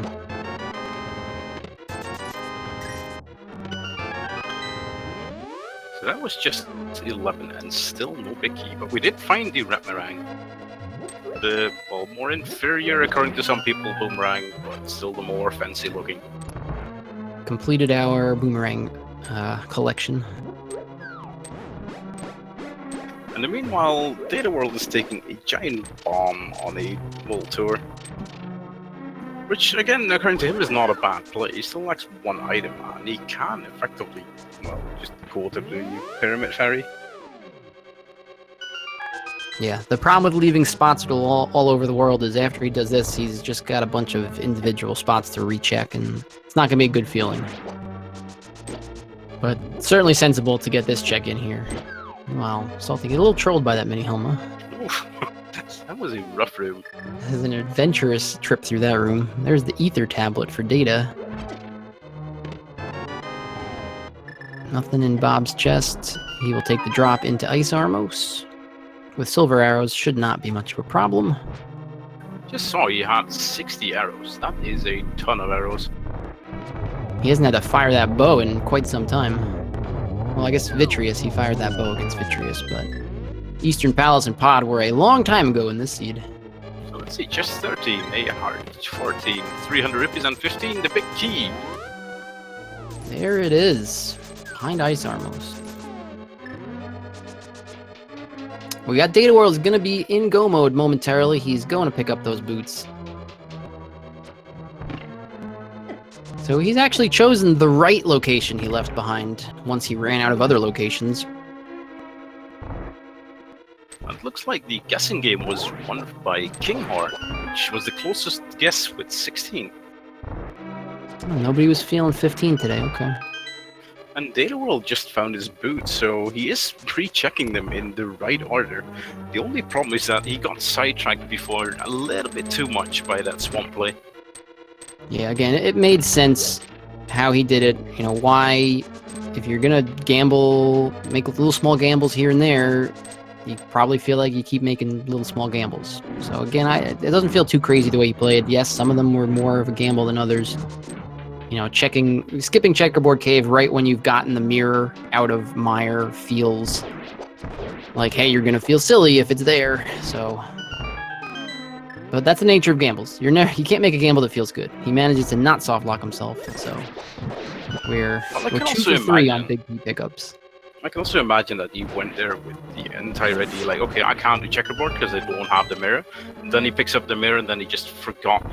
Oh, he can do the checkerboard cave. I mean, that has happened to me a lot of times as well. That's very true too. I mean, after an hour and 20 something minutes, and you've had a seed where you're in a tournament, you're feeling stressed already. This is a pretty important 3-1 match. You're up against a very good opponent. Very easily could have forgotten that, hey, that's right there. I can go check it.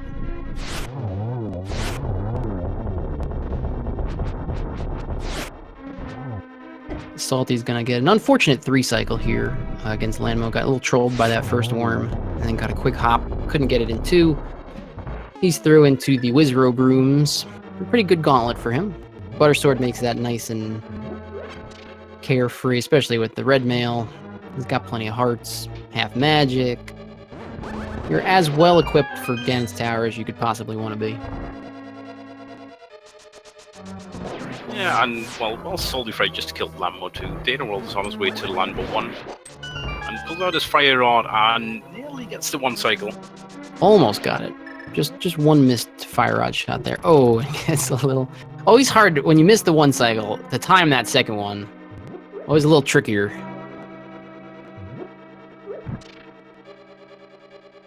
You can't light the lamp with a pot in your hand, Mr. Saltyphry. It's the hardest part of this room is getting those pots out of your hand. He's gonna go up the stairs. He just has enough magic, I think, for 4 fire rod shots here. Oh, he's gonna play it a little safe with the lamp.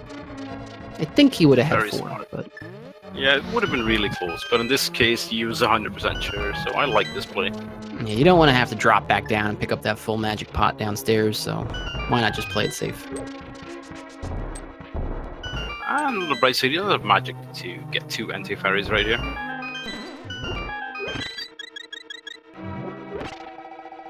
And not even bothering to check chests because, well, what could be in there? Well, for all we know, the only thing that could be in there is Bomb Boss. I think you're right. I think we're short 1 bottle still, too.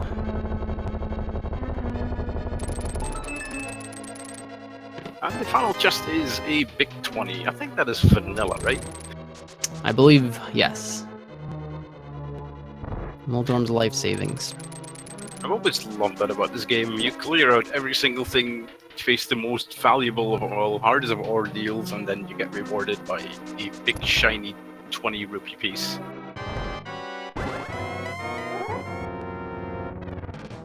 So we got the geometry quiz here. Aghanim 2. Ooh, Salty almost with the triple. Very close. It's blue balled there. Another double, so 1 more hit and Aghanim is down. Nope, nope. Oh, it looks like that first one did not count as a double. It looked like he got 2 hits, but... There we go. Not the best patterns. I think Salty dealt with that pretty nicely for the patterns that Aga was given. And now there is only one boss remaining in the entire game, and saltyphry is about to fight him.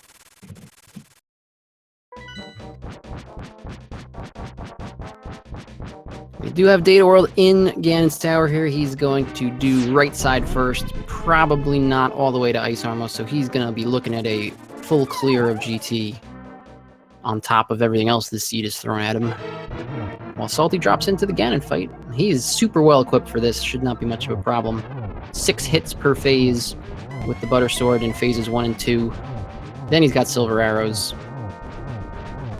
And Red Mill and 13 hearts, so I don't think this can shoot pros any a lot of problems.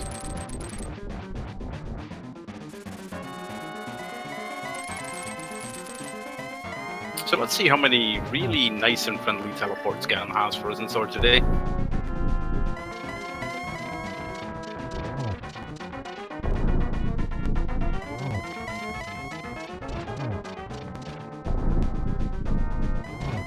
We got Andy in chat right now, so it's not going to be 37 warps.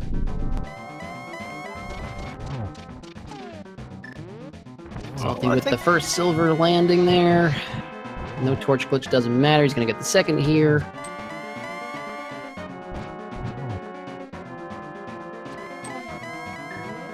Just got blocked by that fire bat, so couldn't get a shot in right there.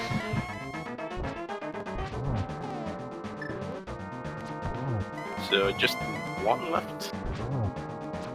And there we have it. Good game, the saltyphry. Well, that is until he can defeat the nice bridge boss.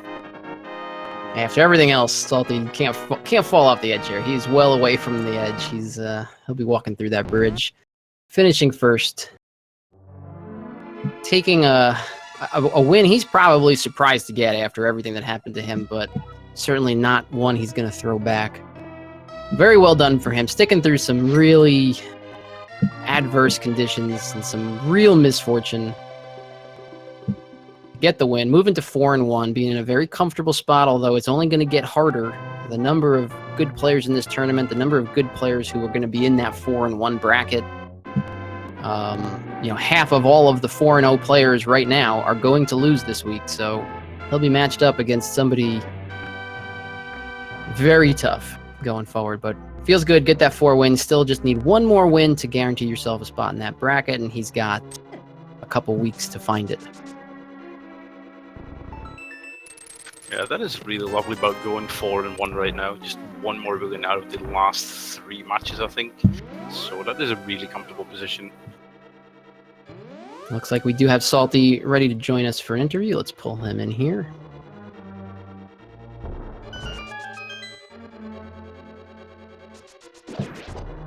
There he is, GG Salty. Well played on a seed that did not go super smoothly. Good job sticking it through and finishing out with the win. Thanks very much. That was stressful to say the least, and I'm quite surprised I won after that hard lock there in a desert. Yeah, did you know what happened right after you hard locked? Was that something you knew could happen, or were you kind of dumbfounded at what was going on?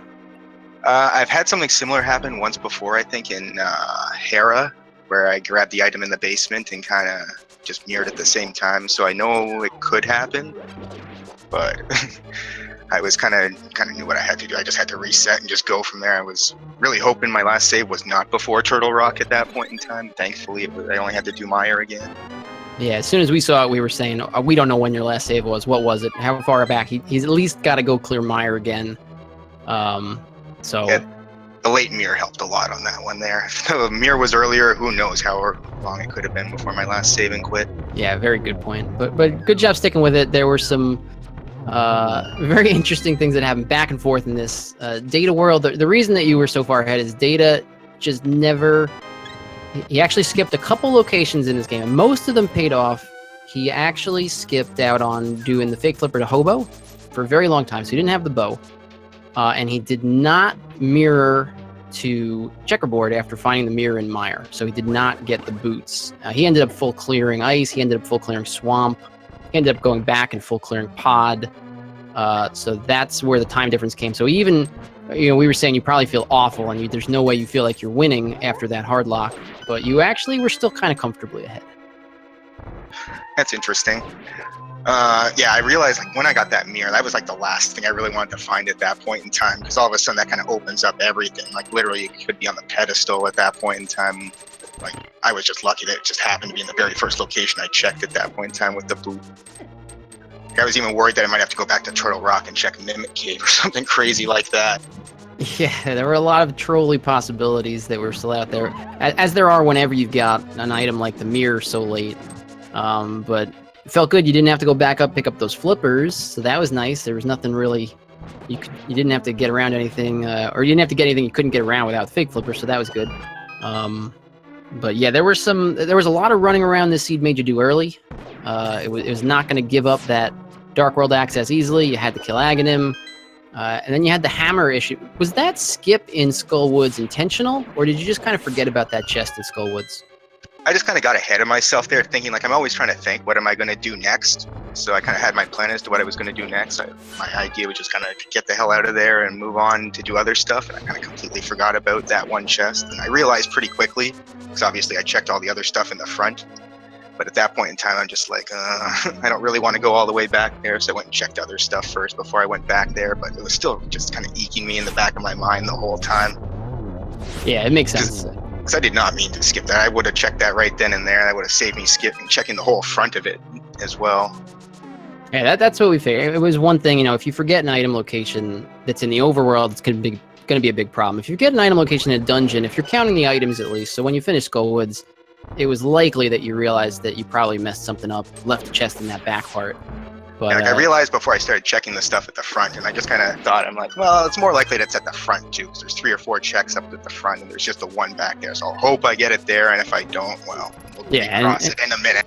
And since it's a speed gaming, as soon as you take a step in one direction, you have to continue going in that direction anyway. So I'm sure you thought of it and like, maybe I should go back and check that. Nah, I'm already headed in this direction. Let's continue going this way. It's got to go fast. Yeah, there was a lot of that in this seed. Like even like I kind of rushed the gun a little on Aghanim, I think, because like normally when I do that, like it wasn't really a bad play because I had no gloves or no hammer whatsoever, so you needed 2 of those at least to get to the Dark World.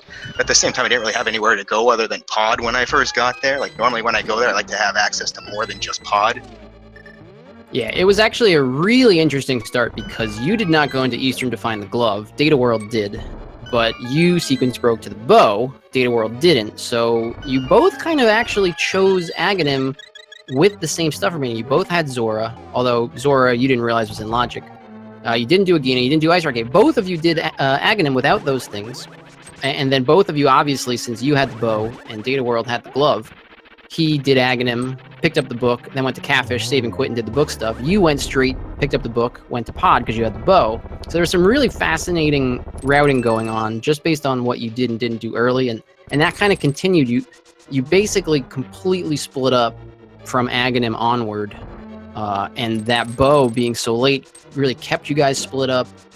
And then the difference at the end was that you used that mirror right after finding it to do checkerboard, and Dataworld either put it off or kind of forgot about it, and then after he realized maybe he put it off some more. You know how those things can go. So yeah, that ended up being the difference.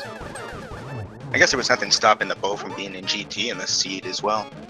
And we were worried that Data was actually going to find the boots before the bow, because I think then he's going to assume it's in GT. So there was a lot of that going on, speculating basically from the moment you found it, and then he fake flippered and did not go to Hobo. We were speculating the entire time. Well, is he going to find it? If he doesn't find it and he finds boots, he's probably clearing GT, looking for the bow, and it's going to feel even worse. So there was a lot of interesting back and forth potential in this one. It definitely sounds like an interesting race. I'm definitely going to have to go back and watch it. Yeah, this was, and especially because you guys play. First off, you guys race a ton. You've raced against each other a ton. You play tons of races.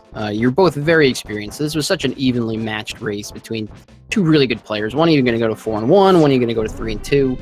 You get the win here. You're 4-1.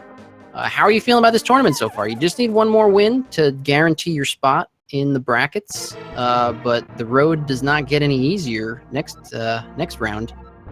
No, but the win's a big relief, that's for sure. I did not want to get stuck with 2 losses where all of a sudden my back's up against the wall and I got to win every race, because, like you said, you never know what can happen in these races, right? No matter who you're against. Yeah, take it from me. 2 losses is not a fun place to be.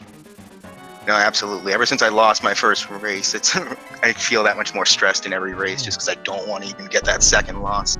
Yeah, but I mean, you take a look at the players who are going to be in that 4-1 pool, and it's pretty much all scary players from here on out. And even in the 3-1s, most of the 3-1 matchups, all scary players who are super good at this game, who race all the time. They're very familiar with it. So this tournament is just so stacked that there's nowhere to hide. Every win you get is well earned, and this week's no exception. Your execution was on point. You beat a very good player. You overcame some really tough adversity to do it and put on a great show. So GG to you. Thanks very much. We got Dataworld who's just one hit away from finishing his Ganon fight. He's going to put the last silver arrow through and head on in. Only about a 10-minute difference. He's going to be within 10 minutes. A couple things went wrong for him as well, but again, that's Randomizer. You got to be prepared for some of your plays to just not work when you play this game. He's going to give us the moonwalk through the door, showing off some swag in defeat.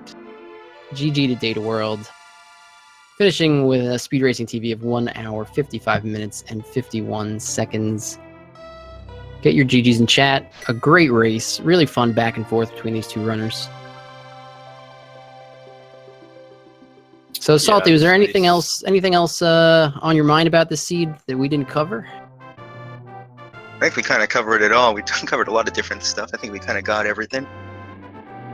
Yeah, this was interesting. I recommend going back. It's easier to rewatch one that you've won, obviously, but I recommend going back, giving this a look through, because it was really a fascinating race from two players very evenly matched, doing very different things at times. So, really, really good one. I absolutely will. Even if I lose, I still go and check them out. It's still good to go back and just check yourself out and see where. I always like to go back and look and see where I can improve. That's part of the fun of this tournament. When you see a race, even if it's not restreamed, just go back, watch your race side by side with somebody else. A lot of fun seeing 1v1 is a mode we don't get a lot of even when you're doing a lot of races. Most races are 10, 15, 20 person races. So 1v1 is just a different animal altogether, and it's more stressful. It's a lot of fun, and maybe even the tactics are a little bit different. Yeah, indeed, because if you make like a small mistake in a 10 to 15 people race, you don't really mind that much if you end second or third. But if you're in a 1v1, every single small mistake gets in your mind. And a big race, coming second or third is usually a pretty good thing. Coming in second in one of these, you're not so happy about that generally. Yeah, definitely. We are joined here by Dataworld, taking second place in this. Dataworld, GG, well done. Tough seed, kind of crazy. Yeah, it was a pretty interesting seed.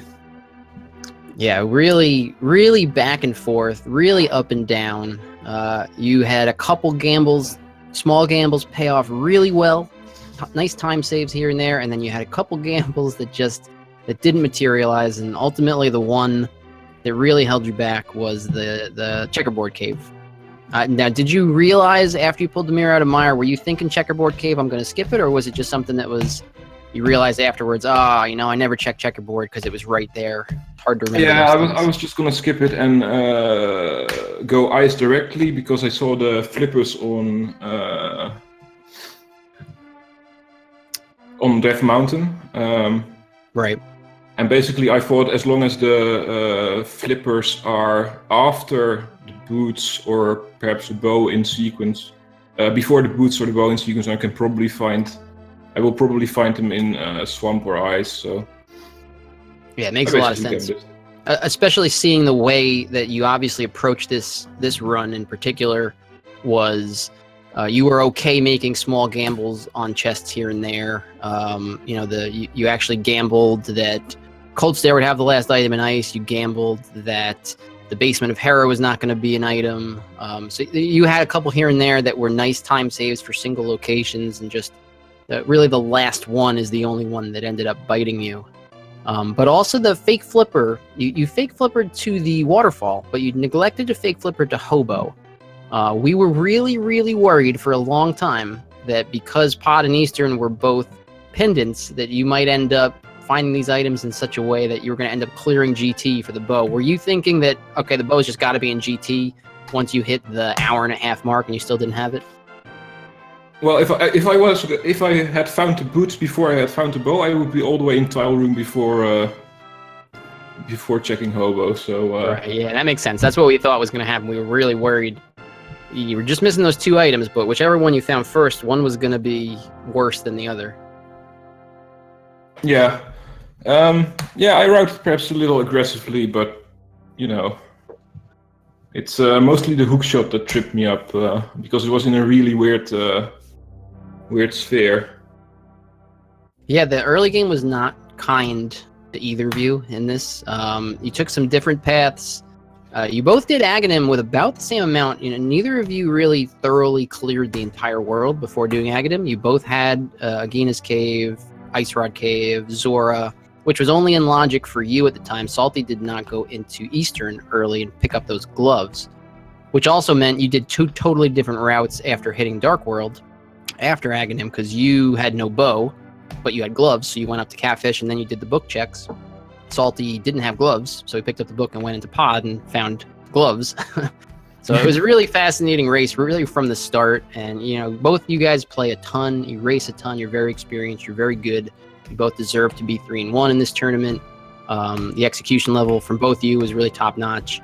So it was really a fascinating seed from the perspective that once you guys finished Aghanim, you basically were not synced up the rest of the run, but you were still so close to each other. So just really well done, really nicely done. Great race. I recommend going back, taking a look at it, because there were a lot of fun things going on in this race. Yeah. Yeah, the fun part was that as soon as one of you guys found a major item like Fire Rod or Hook Shot, the other one went a completely different route, and like 1 or 2 minutes later went the exact same route just to get that one item.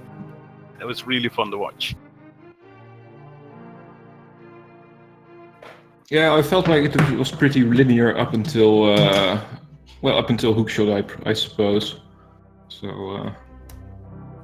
But were you, well, both of you thinking like, well, that hook shot on Zora, I could have had that like ages before? Were you feeling behind at that point, or was it just because of other decisions maybe?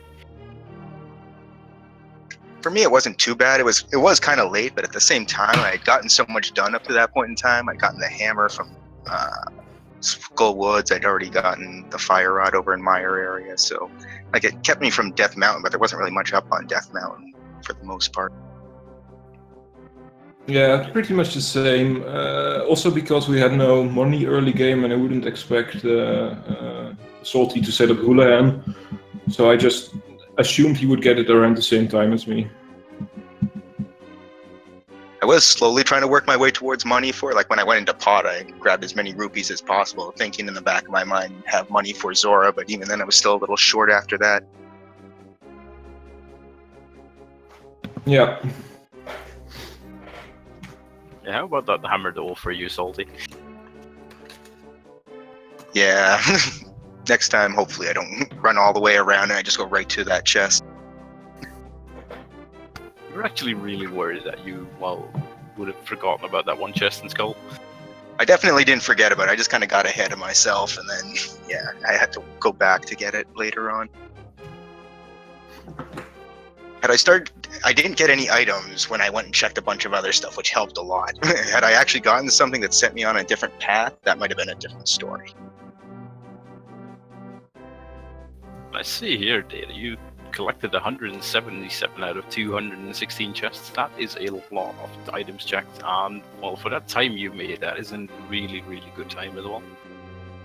Yeah, I would have preferred to collect 30 less, but this is a pretty nice time. But I had a lot of back and forth, I think.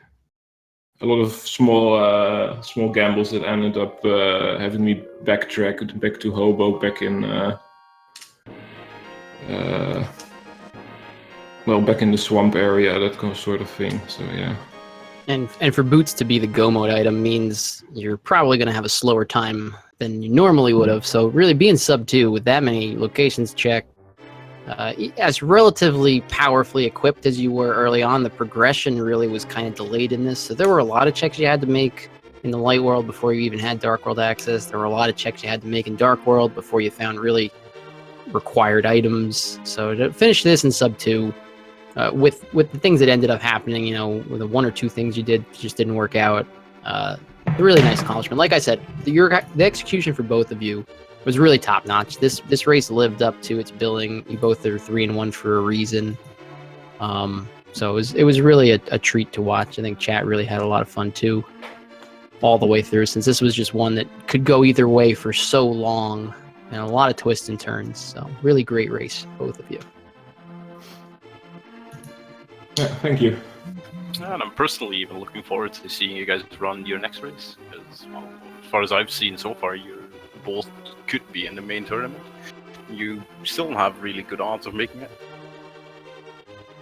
Yeah, saltyphry probably a little bit more than me, but I'm gonna do my best. So. Yeah, so now you're in the 3-2 bracket. You got your back up against the wall data. And there's still some very good players in that 3-2 bracket. There's no place to really hide in this tournament, as we've seen. There are a lot of people who race this a lot, and there are, as this tournament has shown, a lot of players who don't race a lot, but have been getting very good at this game, by themselves, offline, just playing casually. This tournament is filled with just really good players. So, even just getting to 3 wins, getting to 4 wins, something like that, it's just a big accomplishment in this tournament.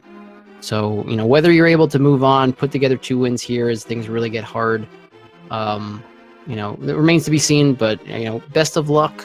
Even if you don't, it's still an accomplishment just to see how much Rando has grown and see how many good players.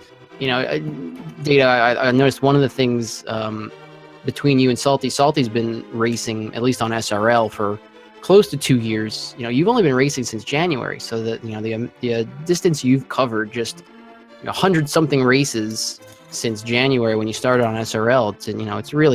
It's really excellent to watch kind of progress like that, and have new runners getting into it just for this tournament, who in a couple months are going to even be on the same level. Randomizer's growing exponentially. It's a lot of fun just to be able to watch you guys go at it like you did today. Yeah, it's a lot of fun to play too, and like you said, a lot of new runners entering the tournament, a lot of old players coming back, and there's always something to see. So it's a lot of fun to be in and to watch.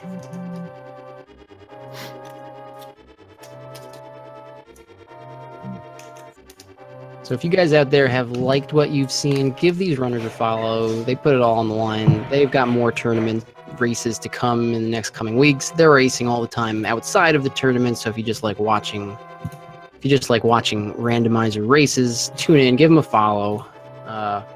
Shout out to everybody behind the scenes making this work as well. This tournament is a lot of work going on behind the scenes. A lot of people, admins, put in a lot of effort. Awesome thanks to my co-commentator today on extremely short notice, Zertanel. Great job. It was real fun casting with you. And I'll give you the final word, sir. Yeah, I had a blast commentating with you as well, Wayne. And of course, let's not forget about a tracker. That's Yonker's wife.